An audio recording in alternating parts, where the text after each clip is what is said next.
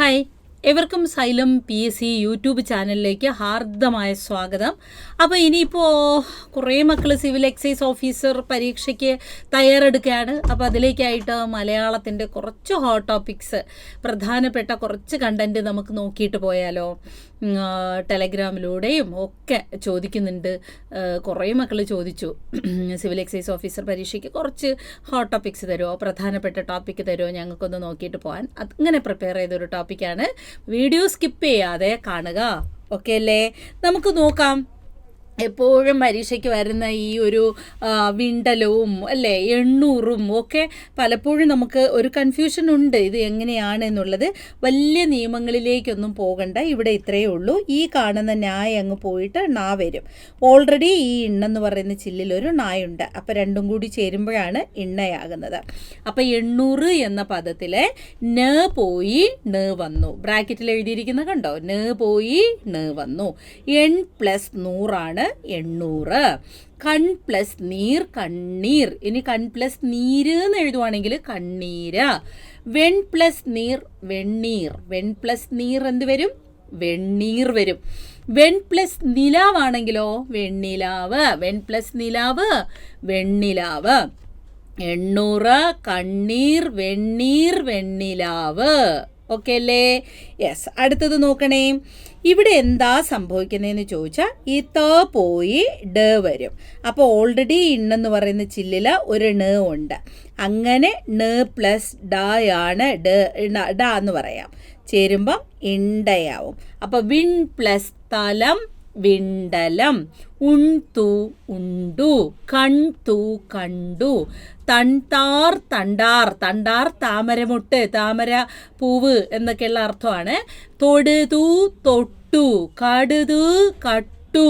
പടുതു പട്ടു. അപ്പോൾ തൊടുതൂൽ എന്താ സംഭവിച്ചത്?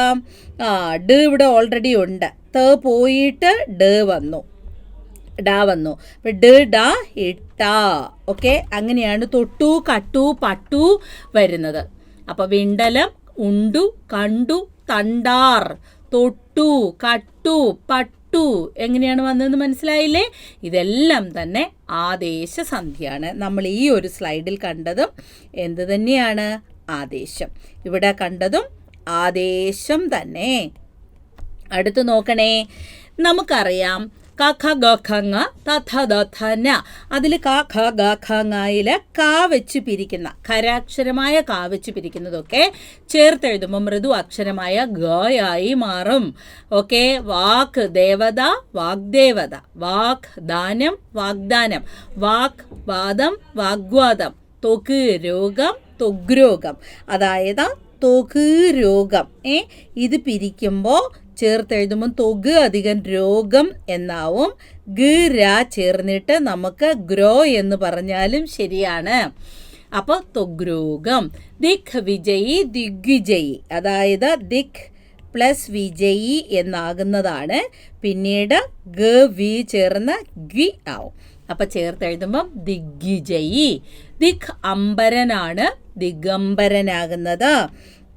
അപ്പോൾ ദിഗ് അമ്പരൻ. ക എന്നുള്ളത് ഗ ആവും. ഗ അം ചേർക്കുമ്പോൾ ദിഗംബരൻ ദിഗംബരൻ. ഇനി നമ്മളിങ്ങനെ പിരിക്കുന്ന സമയത്ത് പ്ലസിൻ്റെ അപ്പുറത്ത്, അതായത് ഉത്തരപദത്തിൻ്റെ ആദ്യം ഒരു അനുനാസികമാണെങ്കിൽ പൂർവ്വപദത്തിൻ്റെ അവസാനമുള്ള പദത്തിൻ്റെയും അനുനാസികം വരും. അപ്പം ദിഗ് അധികം മയം അല്ലേ? ഈ മ അനുനാസികമാണ്. അനുനാസികം എന്ന് പറഞ്ഞാൽ അങ്ങറ്റം, വർഗാക്ഷരങ്ങളിൽ അങ്ങറ്റമുള്ളത്. പ ഫ ബ ഫ മ. ക ഖ ഗ ഖ ങ. അങ്ങനെ ഇവിടെ അനുനാസികമാണെങ്കിൽ ഈ അക്ഷരത്തിൻ്റെയും അനുനാസികം തന്നെ വരും. കായുടെ അനുനാസികം ങായല്ലേ? അപ്പോൾ വാക്ക് അധികം മയം വാങ്മയം. തൊക്ക് അധികം മാംസം തൊങ്മാംസം. യെസ്, ഇതുപോലെ വരുന്നതാണ് താതായാകുന്നത്. ഇവിടെ നമുക്ക് ഒന്നുകൂടി പറയാം. ദിഖ് അധികം നാഗൻ. അത് പരീക്ഷാ ചോദ്യമായിരുന്നു. അപ്പോൾ ഇവിടെ ന എന്ന് പറയുന്ന അനുനാസികമാണ്. ത ഥ ദ ഥ ന. അങ്ങനെയാണെങ്കിൽ കായുടെ അനുനാസികമായ ങ വരും. ചേർത്തെഴുതുമ്പോൾ ദിങ്നാഗൻ എന്ന് കിട്ടും. എന്ത് കിട്ടും? ദിങ്നാഗൻ. പി വയ്ക്കുവാണേ. അതുപോലെ ത ഥ ദ ഥ ന. ത ഇടിച്ചു പിരിക്കുന്നതെല്ലാം ദായാവും. സുകൃത് അധികം വലയം. ചേർത്തെഴുതുമ്പോൾ ആ ത് ആവും, സുഹൃത് വലയം എന്നാവും. വാ ഷോർട്ടായി ദ്വായാവും. ചേർത്തെഴുതുമ്പോൾ സുഹൃദ്വലയം എന്നാവും. എന്താവും? സുഹൃദ്വലയം. സുഹൃത്ത് അധികം വലയമാണ് എന്തായി മാറുന്നത്?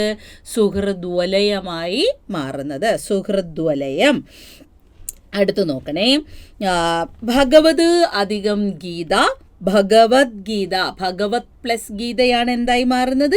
ഭഗവത്ഗീത. ഹൃത് പ്ലസ് വികാരം, ഹൃദ്വികാരം. എന്തായി മാറും? ഹൃദ്വികാരം. ഹൃത് വികാരമാണ് ഹൃദ്വികാരമാകുന്നത്. ഇനി സത് പ്ലസ് ആചാരം, സദാചാരം. ത് ആയി മാറി. തത് പ്ലസ് അവസരം, തദവസരം. ഇവിടെ എല്ലാം ഇത് ശ്രദ്ധിച്ചാൽ മതി. ദായായി മാറുന്നു.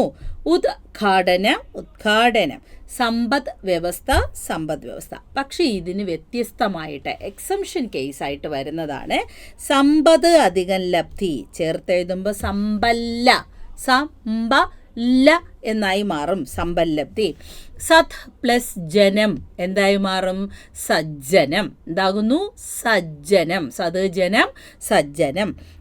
ജ്വലമാണ് ഉജ്ജ്വലമാകുന്നത്. അധികം ജ്വലം, ഉജ്ജ്വലം. ഓക്കെ, ഇനി നമുക്ക് ഘടകപദങ്ങളിലേക്ക് വന്നാലോ. യഥാവിധി എന്നത് എങ്ങനെയാണ് നമ്മളൊന്ന് വിഗ്രഹിക്കുന്നത്? വിധി പോലെ. സവിനയം, വിനയത്തോടെ. സദയം, ദയയോടെ. സസ്നേഹം, സ്നേഹത്തോടെ. പ്രതിദിനമോ, ദിനം തോറും. ഇനി ആ ജന്മം എന്ന് പറയുന്നത് എങ്ങനെയാണ് നമ്മളൊന്ന് വിഗ്രഹിക്കുന്നത്? ജന്മം മുതൽ. എന്താണ്? ജന്മം മുതൽ. ഇനി ആ മരണമോ, മരണം വരെ. ആ മരണം ഞങ്ങൾ മിണ്ടിയിട്ടേ ഇല്ല എന്ന് പറഞ്ഞാൽ മരണം വരെ. എന്താണ് കൂപമണ്ഡൂകം? കൂപത്തിലെ മണ്ഡൂകം, പൊട്ടക്കിണറ്റിലെ തവള അല്ലേ? ലേ തവള. അപ്പോൾ ചേർക്കുമ്പോൾ കൂപത്തിലെ മണ്ഡൂകം. തലവേദനയോ, തലയിലെ വേദന. എന്താണ്? തലയിലെ വേദന. പുഴവെള്ളം, പുഴയിലെ വെള്ളം. പുഴവെള്ളം എങ്ങനെയാണ് നമ്മളൊന്ന് വിഗ്രഹിക്കുന്നത്? പുഴയിലെ വെള്ളം. ഓക്കെ. പൂന്തേനോ, പൂവിലെ തേൻ. പൂവിലെ തേനാണ്. കടലാനയോ, കടലിലെ ആന. കടലിലെ ആനയല്ലേ? കടലിൻ്റെ ആനയല്ല, കടലിലെ ആനയാണ് കടലാന. ഈ കാർവർണ്ണൻ, കാറിൻ്റെ വർണ്ണത്തോടുകൂടിയവൻ. കാർവർണ്ണൻ, കാർമേഘം. അപ്പോൾ ആ മേഘത്തിൻ്റെ വർണ്ണത്തോടു കൂടിയവൻ കാർവർണ്ണൻ. ഇനി അടിപിടി എങ്ങനെയാ ഒന്ന് വിഗ്രഹിക്കുക? അടിയും പിടിയും. അപ്പോൾ നമ്മൾ എപ്പോഴും ചോദിച്ചിട്ടുള്ള ഒന്നാണ് 4, 5. എങ്ങനെ വിഗ്രഹിക്കും? 4 5 എന്ന് വിഗ്രഹിക്കും. 4 5. നമുക്ക് എക്സാം കഴിഞ്ഞതിന് ശേഷം ഞാൻ മലയാളം ക്വസ്റ്റ്യൻ അനാലിസിസുമായിട്ട് വരും. അപ്പോൾ നമുക്ക് എല്ലാം എളുപ്പമായി ഭവിക്കട്ടെ. അനാലിസിസ് വീഡിയോയിൽ നമ്മൾ പഠിച്ചതൊക്കെ വരട്ടെ, പ്രാർത്ഥിക്കും. ഒപ്പം നമ്മൾക്ക് താൻ പാതി ദൈവം പാതി എന്നല്ലേ, നന്നായിട്ട് പഠിച്ചിട്ടും കൂടെ പോകണം കേട്ടോ. ഈ ഒരു റിവിഷൻ ക്ലാസ്സിൽ പറയുന്ന കണ്ടൻറ്റും കൂടി ഒന്ന് വായിച്ചിട്ടൊക്കെ പോണേ. അടിപിടി, അടിയും പിടിയും. രാപകലോ, രാവും പകലും. രാപകൽ എങ്ങനെയാണ് വിഗ്രഹിക്കുക? രാവും പകലും. എന്നാൽ 4, 5 എന്ന് പറയുമ്പോൾ 4, 5 അല്ല, 4 5.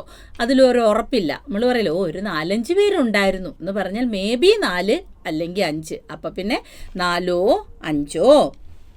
കാലാഹി, അഹി പാമ്പാണ്. അപ്പം കാലമാകുന്ന പാമ്പ്, കാലമാകുന്ന അഹി. മുക്കണ്ണൻ, 3 കണ്ണുള്ളവനാണ് മുക്കണ്ണൻ. 4, 5 ഇവിടെ കിടപ്പുണ്ടായിരുന്നല്ലേ. ഇനി പക്ഷി മൃഗാദികൾ. പക്ഷി, മൃഗം, ആദിയായവ എന്ന് മതിയെ, പക്ഷികളെന്ന് വേണ്ട കേട്ടോ. പക്ഷി, മൃഗം, ആദിയായവ. പക്ഷി, മൃഗം, ആദിയായവ. ധാന്യധനാദി. ധാന്യധനാദിയാണേ. ധാന്യം, ധനം, ആദിയായവ. ധാന്യം, ധനം, ആദിയായവ. ഓക്കെ അല്ലേ. ഗജതുരകങ്ങൾ, ആനയും കുതിരയും. അപ്പം ഗജതുരകങ്ങൾ എങ്ങനെ നമ്മൾ പറയും? ഗജവും തുരകവും. പിന്നെ ഒരു ബഹുവചനം വേണ്ട. ഗജവും തുരകവും എന്നു മതി. ഗജം ആന, തുരകം കുതിര. മതിമുഖി, മതിയെപ്പോലെ മുഖമുള്ളവൾ. മതിയാരാ? ചന്ദ്രൻ. ചന്ദ്രമുഖി പാട്ടിലൊക്കെ കേട്ടിട്ടില്ലേ? അപ്പം മതിയെപ്പോലെ മുഖമുള്ളവളാണ് മതിമുഖി മാലേ. പാർവതിയൊക്കെ ഇങ്ങനെ എപ്പോഴും വിളിക്കും മതിമുഖി എന്ന്. നമ്മളെന്നും വിളിക്കാരുമില്ല. നിങ്ങൾ വിളിക്കുക, കമൻറ്റിൽ വേണമെങ്കിൽ എന്നെ വിളിച്ചോ മതിമുഖി ഗുർവിന്ന്. അങ്ങനെ ഒന്നും വിചാരിക്കല്ല, അങ്ങനെ വിളിക്കാനുള്ള ആഗ്രഹം കൊണ്ട് പറഞ്ഞതാ. മതിമുഖി, മതിയെപ്പോലെ മുഖമുള്ളവൾ. മതി എന്ന് പറഞ്ഞാൽ 2-3 അർത്ഥമുണ്ട് മതിക്ക്. ഒന്ന് ഇനഫ്, നിറഞ്ഞത് എന്നുള്ള അർത്ഥം. പിന്നെ ഒരു മതിയുടെ അർത്ഥമാണ് ബുദ്ധി. പിന്നെ ഒരു മതിയാണ് ചന്ദ്രൻ. അപ്പം നിങ്ങൾ പറയും ബുദ്ധിമതി എന്ന് പറയുമ്പോൾ റെപ്പിറ്റേഷൻ അല്ലേ? അല്ല, അവിടെ നിറഞ്ഞത് എന്നുള്ള അർത്ഥം എടുക്കണം. ബുദ്ധിമതി, ബുദ്ധി നിറഞ്ഞത്. മതിമുഖി, ചന്ദ്രൻ്റെ മുഖമുള്ളവൾ. അത് മതി, എന്നാ അത് മതി. ഓക്കെ, ഇനഫ് എന്നുള്ള അർത്ഥത്തിലും വരും. ഓക്കെ. സുഖാമൃതം, സുഖമാകുന്ന അമൃതം. മുഖകമലം, മുഖമാകുന്ന കമലം എന്ന് പറയും. അതായത് അവിടെ നമുക്ക് മുഖം പോലെയുള്ള കമലമല്ല, കമലത്തിനല്ല ഇവിടെ വർണ്ണിക്കുന്നത്, മുഖമാകുന്ന കമലം. സംസാരസാഗരമോ, സംസാരമാകുന്ന സാഗരം. ഇവിടെ സംസാരത്തിന് ജീവിതം എന്നാണ് അർത്ഥം, ജീവിതം. വിദ്യാധനം, വിദ്യയാകുന്ന ധനം. വിരൽമുട്ട, വിരലാകുന്ന മുട്ട്. അതേസമയം തളിർമേനിയാണെങ്കിൽ നമ്മൾ എന്തു പറയും? തളിര് പോലെയുള്ള മേനി, തളിരുപോലെയുള്ള മേനി എന്ന് പറയും. തളിരുപോലെയുള്ള മേനി. എതിർലിംഗം കൂടെ നോക്കാം. നമ്പൂതിരി, അന്തർജനം. നമ്പ്യാറോ, നങ്ങ്യാർ. മാടമ്പി, കെട്ടിലമ്മ. പണ്ടാല, കോവിലമ്മ. കൈമളോ, കുഞ്ഞമ്മ. തമ്പി, തങ്കച്ചി. ചാക്യാർ, ഇല്ലോടമ്മ. എന്താണ്? ഇല്ലോടമ്മ. ചാക്യാരുടെ എതിർലിംഗം എന്താണ്? ഇല്ലോടമ്മ, ഇല്ലോടമ്മ, ഇല്ലോടമ്മ. കത്തനാർ, ബസ്കിയമ്മ. നായർ, നേത്യാർ അല്ലെങ്കിൽ അച്ചി. ലേഖകൻ മറക്കരുത്, ലേഖിക. അപ്പം നമ്മൾ ചോദിക്കും നിരൂപകൻ എന്താവോന്ന്? നിരൂപക മതി. എന്താണ്? നിരൂപക, നിരൂപക, നിരൂപക. ഓക്കെ. അഭിഭാഷകൻ, അഭിഭാഷക മതി. അഭിഭാഷകൻ, യെസ്, അഭിഭാഷക, അഭിഭാഷക. നായകൻ, നായിക. രക്ഷകനാണെങ്കിൽ രക്ഷകയല്ല, രക്ഷികയാണ്. കർഷകൻ, കർഷകിയാണെങ്കിലും PSCയുടെ കീ എന്ന് പറയുന്ന കർഷകയായിരുന്നു. അതുകൊണ്ട് നമുക്ക് കീയോടൊപ്പം പോകാം. കർഷകൻ, കർഷക. ആക്ച്വലി കർഷകൻ, കർഷകിയാണ് ശരി. പക്ഷേ PSCയുടെ റിപ്പീറ്റ് ആയിട്ടുള്ള ആൻസർ കീ കർഷകയായതുകൊണ്ട് കർഷകൻ, കർഷക തന്നെ എടുക്കാം. ഇനി നോക്കണേ. ഉദ്യാനപാലകൻ, ഉദ്യാനപാലിക. ഏകാഗിയാണെങ്കിലോ ഏകാകിനി. സിംഹത്തിൻ്റെ എതിർലിംഗം സിംഹിണിയും പറയാമെങ്കിലും ആൻസർ കീ സിംഹി ആയതുകൊണ്ട് സിംഹം, സിംഹി എടുക്കാം. ഇനി കർത്താവ്, കർത്തൃ, കർത്തൃ, കർത്തൃ. കനിഷ്ഠൻ, കനിഷ്ഠ. അതേ കണ്ടോ, കർഷകൻ, കർഷക. ഞാൻ പറഞ്ഞില്ലേ ആവർത്തിച്ച് കീ വന്നതുകൊണ്ട് കർഷക എടുത്താൽ മതി. കനിഷ്ഠൻ, അനുജൻ എന്നാണ് അർത്ഥം. അനുജൻ. കനിഷ്ഠ, അനുജത്തി. അപ്പം കനിഷ്ഠൻ, കനിഷ്ഠ. ഇനി കഠിനൻ, കഠിന. കരി, കരുണി. കരി എന്ന് പറഞ്ഞാൽ കൊമ്പനാന, കരുണി പിടിയാന. കിങ്കരൻ, കിങ്കരൻ, കിങ്കരി, കിങ്കരി. കിങ്കരൻ എന്ന് പറഞ്ഞാൽ ഇങ്ങനെ പുറകെ നടക്കുന്ന ഭടൻ എന്നൊക്കെ ഉള്ള അർത്ഥം. കിങ്കരി. ചാതകം, ചാതകി. ചാതകം എന്താ? വേഴാമ്പൽ. ചാതകി, പെൺവേഴാമ്പൽ. ചെട്ടി, ചെട്ടിച്ചി. ചോരൻ, ചോരി. കള്ളൻ, കള്ളി. എന്താണ്? കള്ളൻ, കള്ളി എന്നുള്ള അർത്ഥമാണ്.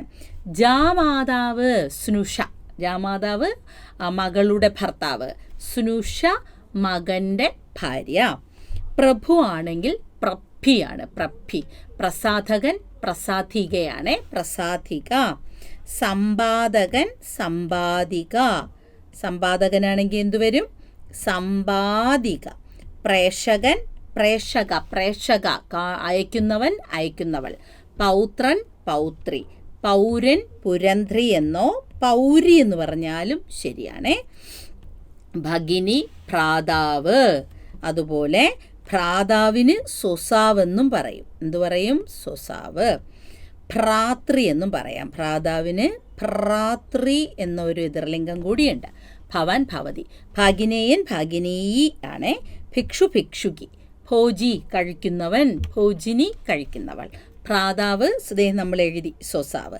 മഹാൻ മഹതി, മാടമ്പി കെട്ടിലമ്മ, ലേഖകൻ ലേഖിക. വിദ്വാനാണെങ്കിലോ വിദുഷി. ഒരുപാട് പരീക്ഷയ്ക്ക് ചോദിച്ചിട്ടുള്ളതാണ്.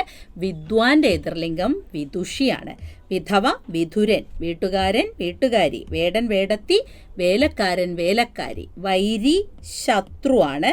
അതിൻ്റെ എതിർലിംഗം വൈരിണി വൈരിണി വൈരിണി. ഓക്കെ, ഒരു 2-3 വചനം ചോദ്യങ്ങൾ കൂടി നോക്കാം നമുക്ക്. നദികൾ, രാജ്യങ്ങൾ, അധ്യാപകന്മാർ, പെൺകുട്ടികൾ തുടങ്ങിയവ സലിംഗം. ഇതൊക്കെ എന്താണ്? സലിംഗ ബഹുവചനമാണ്. സലിംഗ ബഹുവചനം. ഇനി കുട്ടികൾ, ഭൃത്യർ, ജനങ്ങൾ തുടങ്ങിയ ഇതെന്ന് പറയുന്നത് ആണാണോ പെണ്ണാണോ എന്ന് തിരിച്ചറിയാൻ കഴിയുന്ന, നപുംസകമാണോ ആണാണോ പെണ്ണാണോ നപുംസകമാണോ എന്ന് തിരിച്ചറിയാൻ കഴിയുന്ന വചനരൂപത്തെയാണ് നമ്മൾ എന്തു പറയുന്നത്? നമ്മൾ എന്ത് പേരിൽ അറിയപ്പെടുന്നത്? യെസ്, അതിനെയാണ് നമ്മൾ സലിംഗ ബഹുവചനം. ഇത് ഒരു കോമൺ ഗ്രൂപ്പായിരിക്കും. ജനങ്ങൾ, അധ്യാപകർ, രക്ഷിതാക്കൾ, ഇതൊക്കെ ഒരു കോമൺ ഗ്രൂപ്പല്ലേ? അതുകൊണ്ട് ഇതിനെ നമ്മൾ എന്തു പറയും? യെസ്, അലിംഗ ബഹുവചനം. എന്തു പറയും? അലിംഗ ബഹുവചനം. ഇനി നോക്കണേ, ജ്യോത്സ്യർ, ജ്യോത്സ്യർ, ജ്യോത്സ്യർ, അതുപോലെ വാദ്യാർ, ഗുരുക്കൾ, സ്വാമികൾ, ആചാര്യർ തുടങ്ങി ബഹുമാന പുരസ്സരം നമ്മൾ ഉപയോഗിക്കുന്ന പദങ്ങളൊക്കെ പൂജക ബഹുവചനം. എന്താവും? പൂജകം. അതേസമയം ഓർക്കുക, പെങ്ങൾ എന്ന് പറഞ്ഞാൽ ഏകവചനമാണ്. പെങ്ങൾ എന്താണ്? ഏകവചനം. പരീക്ഷയ്ക്ക് ചോദിച്ചിട്ടുള്ള ഒന്നാണ് പെങ്ങൾ.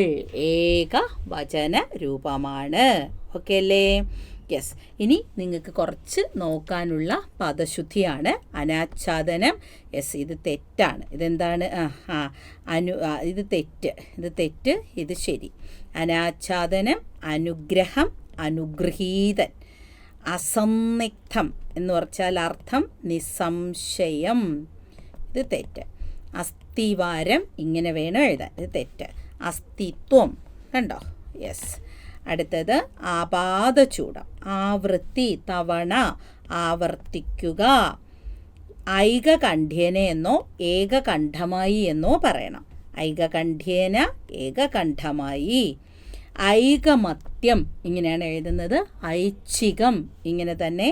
യാദൃച്ഛികവും ഇങ്ങനെ തന്നെ. യാദൃച്ഛികം. ഛിദ്രം, അന്തഛിദ്രം. അന്തഛിദ്രം എന്ന് പറഞ്ഞാൽ ഉള്ളിൽ നടക്കുന്ന കലാപം, ഉള്ളിൽ നടക്കുന്ന സംഘർഷം. ഇതിനെയൊക്കെയാണ് നമ്മൾ എന്ത് പറയുന്നത്? അന്തഛിദ്രം എന്ന് പറയുന്നത്. ഇനി ഓച്ചാനിച്ച് നിൽക്കുക, വിധേയനായി അനുസരിച്ച് നിൽക്കുക. ഒന്ന് വീതം എന്നോ ഓരോന്ന് എന്നോ പറയണം. ഇനി ഓരോ പുസ്തകം എന്ന് മതി. ഓരോ വന്നാൽ ബഹുവചനം വേണ്ട. ഓരോ വരുന്നിടത്ത് എന്ത് വേണ്ട? ബഹുവചനം നമുക്ക് വേണ്ട. ഓരോ വന്നാൽ ബഹുവചനം എന്ന രൂപം നമ്മളവിടെ ഉപയോഗിക്കില്ല. തത്വം, തത്വമസി, തയ്യാർ, തിരച്ചീനം, തീപ്പിടുത്തം. തീയതി അല്ലെങ്കിൽ തീയതി. തിരഞ്ഞെടുപ്പാണ് ശരി, തിരഞ്ഞെടുപ്പ് തെറ്റാണ്. ഓക്കെ. വിഡ്ഢിത്തം ആണ് ശരി, വിഡ്ഢിത്വം തെറ്റാണ്. നമ്മൾ ഉപയോഗിക്കേണ്ടത് എന്താണ്? വിഡ്ഢിത്തം ആണ്, വിഡ്ഢിത്തം. അതുപോലെ അടിമത്തം, അടിമത്തം, ജന്മിത്തം ഒക്കെയാണ്. ജന്മിത്തം, ജന്മിത്തം എന്നാണ് പറയേണ്ടത്. ഓക്കെ അല്ലേ? ജന്മിത്തം. ഓക്കെ. വിഗ്രഹാർത്ഥം നമ്മൾ പഠിച്ചതാണ്. അത് ഒന്നുകൂടി പല പരീക്ഷയ്ക്കും വന്നിട്ടുള്ളത് ഒന്നുകൂടി ഇട്ടിട്ടുണ്ട്. 5 6 5-6 അഗ്നിയെ സംബന്ധിച്ചത്. ആഗ്നേയം, കല്യാണത്തിനുള്ള പന്തൽ, കല്യാണ പന്തൽ. ഇനി താമരക്കണ്ണനോ? താമര പോലെയുള്ള കണ്ണുള്ളവൻ താമരക്കണ്ണൻ. താരാജാലമോ? താരങ്ങളുടെ ജാലമാണ്. കൂട്ടം, ജാലം, കൂട്ടം. തേൻ പോലുള്ള മൊഴിയാണ് തേൻമൊഴി. തീ ഉണ്ടാക്കാനുള്ള പെട്ടി തീപ്പെട്ടി. തീയാൽ ഓടിക്കപ്പെടുന്ന വണ്ടിയാണ് തീവണ്ടി. തീവണ്ടി.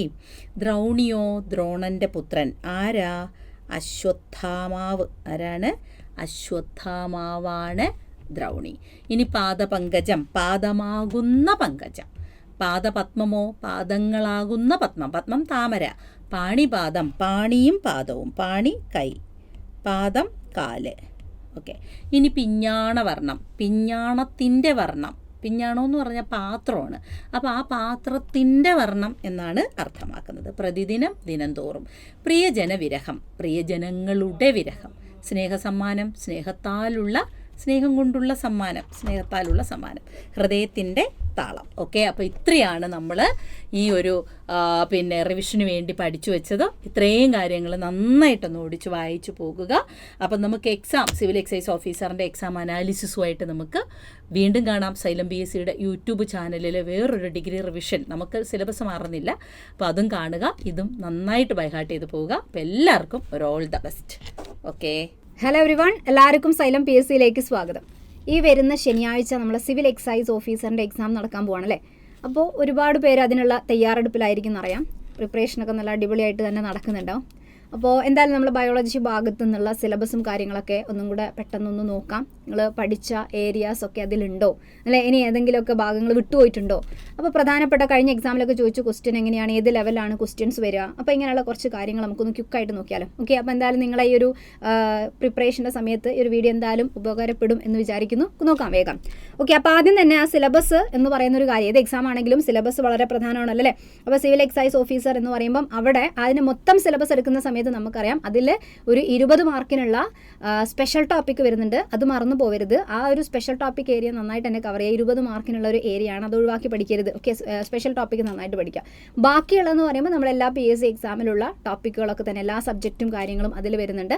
അപ്പോൾ നമ്മൾ ബയോളജി ഭാഗത്തിലേക്ക് കടക്കുകയാണെങ്കിൽ ഇവിടെ നമ്മുടെ ജീവശാസ്ത്രവും പൊതുജനാരോഗ്യം എന്ന് പറയുമ്പോൾ ഒരു 4 മാർക്കിനുള്ള ക്വസ്റ്റ്യൻസ് ആണ് ഇതിൽ ഉൾപ്പെടുന്നത് അല്ലേ. അപ്പോൾ 4 മാർക്കല്ലേ എന്ന് വിചാരിച്ച് ഒഴിവാക്കരുത്. ആ 4 മാർക്കിന് 1 മാർക്ക് ആണെങ്കിൽ പോലും അതിൻ്റെ വില നമുക്കറിയാം. അപ്പോൾ നോക്കിയാൽ ഇവിടെ എന്തൊക്കെയാണ് ബയോളജി എന്ന് പറയുമ്പം ഏത് എക്സാം ആയാലും സ്ഥിരമായിട്ട് പഠിക്കുന്ന അറിഞ്ഞിരിക്കേണ്ട കാര്യങ്ങളൊക്കെ തന്നെയാണ് ഇവിടെയുള്ളത്. ബയോളജി എന്ന് പറയുമ്പോൾ അതിൽ എന്തായാലും മനുഷ്യ ശരീരത്തെ കുറിച്ചുള്ള പൊതുവായ അറിവ് അല്ലേ. അപ്പോൾ നമ്മളെ ഹ്യൂമൻ ബോഡി, മനുഷ്യ ശരീരമായിട്ട് ബന്ധപ്പെട്ട അവയവങ്ങളെ പറ്റിയുള്ള ചോദ്യം ചോദിക്കാം. അപ്പോൾ നമ്മൾ പഠിക്കുന്ന സമയത്ത് ഉറപ്പ് വരുത്തുക ഈ ഡൈജസ്റ്റീവ് സിസ്റ്റം പോലെയുള്ള സിസ്റ്റം പഠിച്ചോ, സർക്കുലേറ്ററി സിസ്റ്റം അല്ലെ, രക്തപര്യന വ്യവസ്ഥ പഠിച്ചിട്ടുണ്ടോ, രക്തവും ഹാർട്ടും ഒക്കെ പഠിച്ചോ എന്ന് നോക്കുക. പിന്നെ ഏതാ വേണ്ടത്, അതിൽ ശ്വസന വ്യവസ്ഥ പറയുമ്പോൾ ശ്വാസകോശത്തിനെ പറ്റിയുള്ള കാര്യങ്ങൾ പഠിച്ചോ എന്ന് ഉറപ്പ് വരുത്തുക. പിന്നെ ഹോർമോണുകൾ, ശരീരത്തിലുള്ള ഹോർമോണുകൾ, കഴിഞ്ഞ എക്സാമിനൊക്കെ ഹോർമോൺ ഭാഗത്ത് നിന്നൊക്കെ ക്വസ്റ്റ്യൻ ഒക്കെ ഉണ്ടായിരുന്നു അല്ലേ. അപ്പോൾ ഹോർമോൺസിനെ പറ്റിയൊക്കെ പഠിക്കുക. ചിലപ്പോൾ മാച്ച് ചെയ്തിട്ടൊക്കെയാണ് ചോദിക്കുക. അങ്ങനെ ചോദിച്ചൊരു ക്വസ്റ്റ്യൻ ഒക്കെ കാണിച്ചു തരാം. ഹോർമോൺ ഭാഗത്തു നിന്നുള്ള ക്വസ്റ്റ്യൻസ് പഠിച്ചു എന്ന് നോക്കാം അല്ലേ. പിന്നെ ഏതാണ് റീപ്രൊഡക്റ്റീവ് സിസ്റ്റം എന്ന് വെച്ചാൽ പ്രത്യുൽപാദന വ്യവസ്ഥ വരുന്നുണ്ട്, വിസർജന വ്യവസ്ഥയായിട്ട്. അങ്ങനെ മനുഷ്യ ശരീരമായിട്ട് ബന്ധപ്പെട്ട എല്ലാ വ്യവസ്ഥകളും നമ്മൾ കവർ ചെയ്തിട്ടുണ്ട് എന്നുള്ളത് ഉറപ്പുവരുത്താം. പിന്നെ സെൻസ് ഓർഗൻ അല്ലേ, ജ്ഞാനേന്ദ്രിയം, കണ്ണിനെയും ചെവിനെയും മൂക്കിനെയും നാക്കിനെയും പറ്റിയൊക്കെ നമ്മൾ പഠിക്കുന്ന കാര്യങ്ങൾ. അപ്പോൾ ഇതുപോലെ വലിയ എല്ലാ കാര്യങ്ങളും കൂടെ ഉൾപ്പെടുമ്പോഴാണ് നമ്മൾ മനുഷ്യ ശരീരം എന്ന് പറയുന്നത്. അപ്പോൾ അതിനെക്കുറിച്ച് പൊതുവായ അറിവ് നമ്മൾ ഉണ്ടാക്കുന്നു അല്ലേ. പിന്നെ ഉറപ്പായും ശ്രദ്ധിച്ച് സ്കിപ്പ് ചെയ്യാതെ കവർ ചെയ്യേണ്ട ഒരു ഭാഗമാണ് വൈറ്റമിൻസിൻ്റെ ടോപ്പിക്. ജീവകങ്ങൾ, വൈറ്റമിൻസ്, ജീവകങ്ങളെ പേരൊക്കെ നമുക്കറിയാം. ആ ജീവകങ്ങൾ ഏതൊക്കെയാണ്, അതിൻ്റെ അപര്യാപ്തത, രോഗങ്ങൾ, ഇങ്ങനെയുള്ളതൊക്കെ കവർ ചെയ്ത് നോക്കുക. പിന്നെ ഇമ്പോർട്ടൻറ്റ് ടോപ്പിക്കാണ് സാംക്രമിക രോഗം. രോഗങ്ങളൊക്കെ പഠിക്കുമ്പോൾ നന്നായിട്ട് തന്നെ ഒരു +2 ലെവലിലേക്കൊക്കെ എടുത്തു പറയുന്ന രോഗങ്ങൾ ഒക്കെ പ്രാധാന്യം കൊടുത്ത് പഠിക്കുക കേട്ടോ. അപ്പോൾ ടൈഫോയിഡ് എന്ന് പറയുന്ന രോഗം ഒക്കെ എന്താണ് ഇമ്പോർട്ടൻ്റ് ആണ്. കാരണം ഒരു +2 ലെവൽ എക്സാം ആകുന്ന സമയത്ത് ആ ഒരു NCERT ടെക്സ്റ്റ് ബുക്കിൽ പറഞ്ഞ കാര്യങ്ങൾ നിർബന്ധമായിട്ട് നമ്മൾ പഠിക്കും. അപ്പോൾ ബാച്ചിലുള്ള ആളെ സംബന്ധിച്ചിടത്തോളം അവർക്ക് ചിലപ്പം ഈ ക്ലാസ് NCERTയിൽ ഏതൊക്കെ മെൻഷൻ ചെയ്യുന്നു എന്നുള്ളതൊക്കെ നമ്മൾ ക്ലാസ്സിലൊക്കെ പറഞ്ഞിട്ടുണ്ടായിരുന്നു അല്ലേ. അപ്പോൾ അല്ലാത്തവർ, ബാച്ചിലില്ലാത്തവരാണെങ്കിലും ശ്രദ്ധിക്കുക. അതിൽ ഇപ്പോൾ ടൈഫോയിഡ് എന്ന് പറയുന്ന രോഗത്തിനെ പറ്റിയൊക്കെ മുന്നേ ക്വസ്റ്റ്യൻ ചോദിച്ചു. കാരണം അതൊക്കെ നമ്മളെ NCERT +1 +2 ടെക്സ്റ്റ് ബുക്കിലേക്ക് കടക്കുമ്പം അവിടെ മെൻഷൻ ചെയ്ത് കൊടുക്കുന്നതാണ് ടൈഫോയിഡ് പോലെയുള്ള രോഗങ്ങളൊക്കെ. ഓക്കെ. ടൈഫോയിഡും ന്യൂമോണിയൻ്റെ കാര്യങ്ങളൊക്കെ അവിടെ ഡീറ്റെയിൽ ആയിട്ട് കൊടുക്കുന്നുണ്ട്. പിന്നെ ഏതാ ആരോഗ്യക്ഷേമ പ്രവർത്തനങ്ങളാണ്. അവിടെയാണ് നമ്മൾ കുറേ പദ്ധതികൾ വരുന്നത് അല്ലെ. ആരോഗ്യക്ഷേമ പദ്ധതികളൊക്കെ ഉണ്ട്. അപ്പോൾ ആ പദ്ധതികൾ ചോദിക്കണം. പിന്നെ ജീവിതശൈലി സിലബസിൽ എടുത്തു ചോദിക്കുന്നുണ്ടെങ്കിൽ എന്തായാലും ജീവിതശൈലി റിലേറ്റഡ് ഒരു ക്വസ്റ്റ്യൻ ഉണ്ടാവും. ഒന്നുകിൽ പദ്ധതിയും കൂടെ മിക്സ് ചെയ്ത് ചോദിക്കാം. ജീവിതശൈലി പ്ലസ് പദ്ധതി മിക്സ് ചെയ്തിട്ട് ചോദിക്കാം. മുൻപേ അങ്ങനെ ചോദിച്ചിട്ടുണ്ടായിരുന്നു. പിന്നെ അടിസ്ഥാന ആരോഗ്യ വിജ്ഞാനമാണ്. ഇവിടെയാണ് നമ്മൾ കഴിക്കുന്ന ന്യൂട്രിയൻസ്, കാർബോഹൈഡ്രേറ്റ്, പ്രോട്ടീൻ, ഫാറ്റ്, അതിൽ എത്ര കലോറി അടങ്ങിയിരിക്കുന്നു അല്ലേ, ഇങ്ങനെയുള്ള കാര്യങ്ങൾ. അതിൻ്റെ പോഷക അപര്യാപ്തത വരുമ്പോൾ രോഗങ്ങൾ, അതൊക്കെയാണ് അടിസ്ഥാന ആരോഗ്യ വിജ്ഞാനത്തിൽ വരിക. കാർബോഹൈഡ്രേറ്റ് എന്ന് പറയുമ്പം 4 കിലോ കലോറി അല്ലേ. പ്രോട്ടീൻ ആണെങ്കിലും 4 കിലോ കലോറി. ഫാറ്റിൽ കലോറി കൂടുതലാണ്. കൊഴുപ്പ്, അതാണ് കൊഴുപ്പ് നമ്മൾ അങ്ങനെ മറ്റേ അളവ് കഴിക്കരുത്. കൊഴുപ്പ് എന്ന് പറയുമ്പോൾ അതിന് ഇരട്ടീനേക്കാൾ കൂടുതലാണ്. 4ന്റെ സ്ഥാനത്ത് 9 9 കിലോ കലോറിയാണ് വരിക അല്ലേ. അപ്പോൾ ആ ഒരു കലോറി പഠിച്ചു വെച്ചേക്കുക.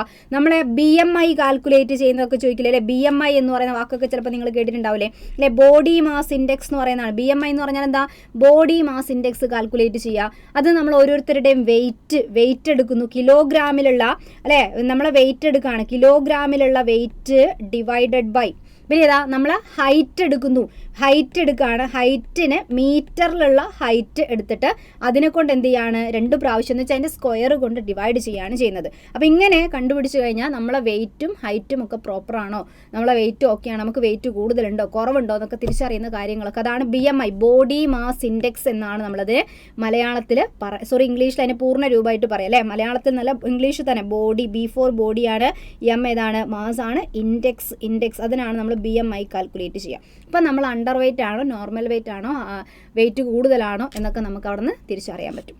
യെസ്, പിന്നെ ഒരു ടോപ്പിക്കാണ് പരിസ്ഥിതി റിലേറ്റഡ് ആയിട്ട് ഏത് രീതിയിലും ക്വസ്റ്റ്യൻ ചോദിക്കാം.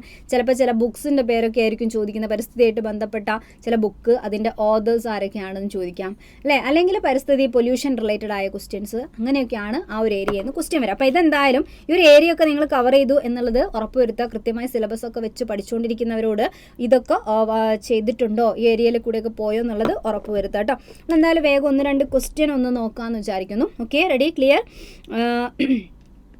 റെഡി അല്ലേ. അപ്പോൾ 1-2 മുൻപേ ഒക്കെ ചോദിച്ച പരിസ്ഥിതി റിലേറ്റഡ് ആണെങ്കിലും മുൻപേ ഒക്കെ ചോദിച്ച 1-2 നല്ല ക്വസ്റ്റ്യൻസ് ഉണ്ട്. ആ ക്വസ്റ്റ്യനിൽ കൂടെയൊക്കെ നമുക്ക് കടന്നു കേട്ടോ. അപ്പോൾ പരിസ്ഥിതി റിലേറ്റഡ് ക്വസ്റ്റ്യൻ ഒക്കെ പറഞ്ഞില്ലേ, ഓക്കെ അല്ലേ. യെസ്, അപ്പോൾ ആ ക്വസ്റ്റ്യനിലേക്ക് കടക്കുന്നതിന് മുൻപേ നമ്മൾ ഒരു ബാച്ച് ഒന്ന് ജസ്റ്റ് ഒന്ന് പരിചയപ്പെടുത്താണ്. ആ ക്വസ്റ്റ്യനിലേക്ക് പോകാം. അതിൻ്റെ മുൻപേ ഇതാ നോക്കിയോ, അപ്പോൾ നമ്മളെ പുതിയ LDCൻ്റെ പുതിയ ബാച്ച് സ്റ്റാർട്ട് ചെയ്യുന്നതാണ്. അപ്പോൾ എന്തായാലും ഇനിയിപ്പം കഴിഞ്ഞ LDC എക്സാം ഒക്കെ എഴുതിയ സമയത്ത് നമ്മൾ ചിലപ്പോൾ നല്ല പ്രതീക്ഷയിലൊക്കെ വന്നിട്ടുണ്ടാവാം. പിന്നെ അതിനിടയിൽ എന്തെങ്കിലും പ്രിപ്പറേഷൻ ഒക്കെ പല വഴിയിലായിപ്പോയി, പല പേഴ്സണൽ പ്രശ്നങ്ങളൊക്കെ കൊണ്ട് പഠനം കംപ്ലീറ്റ് വേണ്ടത്ര ചെയ്യാൻ പറ്റിയില്ല, വേണ്ട രീതിയിൽ പെർഫോം ചെയ്യാൻ പറ്റിയില്ല. ഇനി അടുത്ത LDC ട്രൈ ചെയ്യണം എന്നൊക്കെ മനസ്സുകൊണ്ട് ഉറപ്പിച്ച് നിൽക്കുന്ന ആൾക്കാരുണ്ട് അല്ലേ. അപ്പോൾ എന്തായാലും നമ്മൾ പുതിയ ബാച്ച് സ്റ്റാർട്ട് ചെയ്യാണ്. LDC 2027 ബാച്ച്, നമ്മൾ 27 LDCൻ്റെ ബാച്ച് നമ്മൾ സ്റ്റാർട്ട് ചെയ്യാണ്.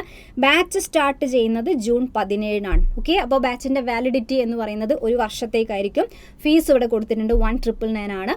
അപ്പോൾ ഇനി അടുത്ത LDC നമ്മൾ എന്തായാലും നേടിയിരിക്കും. ഇവിടെ നമുക്ക് കാണാം, നമ്മൾ റാങ്ക് ഹോൾഡേഴ്സിനൊക്കെ കാണുന്ന സമയത്ത് ഫസ്റ്റ് റാങ്ക് ഹോൾഡേഴ്സിൻ്റെ ഫോട്ടോ മാത്രമാണ് ഇപ്പോൾ ഇതിൽ കൊടുത്തത്. ഇതിനേക്കാൾ കൂടുതൽ മികച്ച റാങ്കുകൾ നേടിയ ഇഷ്ടംപോലെ ആൾക്കാരുണ്ട് അല്ലേ. അപ്പോൾ ഫസ്റ്റ് റാങ്ക് കിട്ടിയവരൊക്കെയാണ് ഈ കൊടുത്തിരിക്കുന്നത്, നിങ്ങൾക്കറിയാം. ഓക്കെ, അപ്പോൾ 5 സ്റ്റാർ ആയിട്ടുള്ള റാങ്ക് നേടിയ 5 ജില്ലകളിൽ നിന്നുള്ള ആൾക്കാരെയൊക്കെ നമുക്ക് കാണാം. അപ്പോൾ അടുത്ത 2027 LDC എക്സാം എഴുതി കഴിയുന്ന സമയത്ത് ഈ സ്ഥാനത്ത് നിങ്ങൾ ഫോട്ടോ ആണ് വരേണ്ടത് എന്ന് ആത്മാർത്ഥമായി ആഗ്രഹിച്ച് റെഡിയായി ഇരിക്കുന്ന ആൾക്കാർ ഇനി ടൈം വേസ്റ്റ് ആക്കാതെ എന്ത് ചെയ്യുക, ജോയിൻ ചെയ്യുക, ബാച്ചിൽ ജോയിൻ ചെയ്യുക. നമ്മൾ ക്ലാസ് സ്റ്റാർട്ട് ചെയ്യുന്നത് ജൂൺ 17 കേട്ടോ. ജൂൺ 17 സ്റ്റാർട്ട് ചെയ്യുന്നത്. അതേപോലെ തന്നെ LDC പോലെ തന്നെ അടുത്ത ഒരുപാട് ആൾക്കാർ ഒരുപാട് പ്രതീക്ഷയിൽ നോക്കിയിരിക്കുന്നത്, പ്രത്യേകിച്ചും ടീച്ചർ ആവാൻ ആഗ്രഹിക്കുന്ന ആൾക്കാർക്കുള്ള എക്സാമാണ് LPUP എക്സാം അല്ലേ. അപ്പോൾ കഴിഞ്ഞ LPUPൻ്റെ റിസൾട്ട് ഇതേപോലെ നമ്മൾ കണ്ടതാണ്.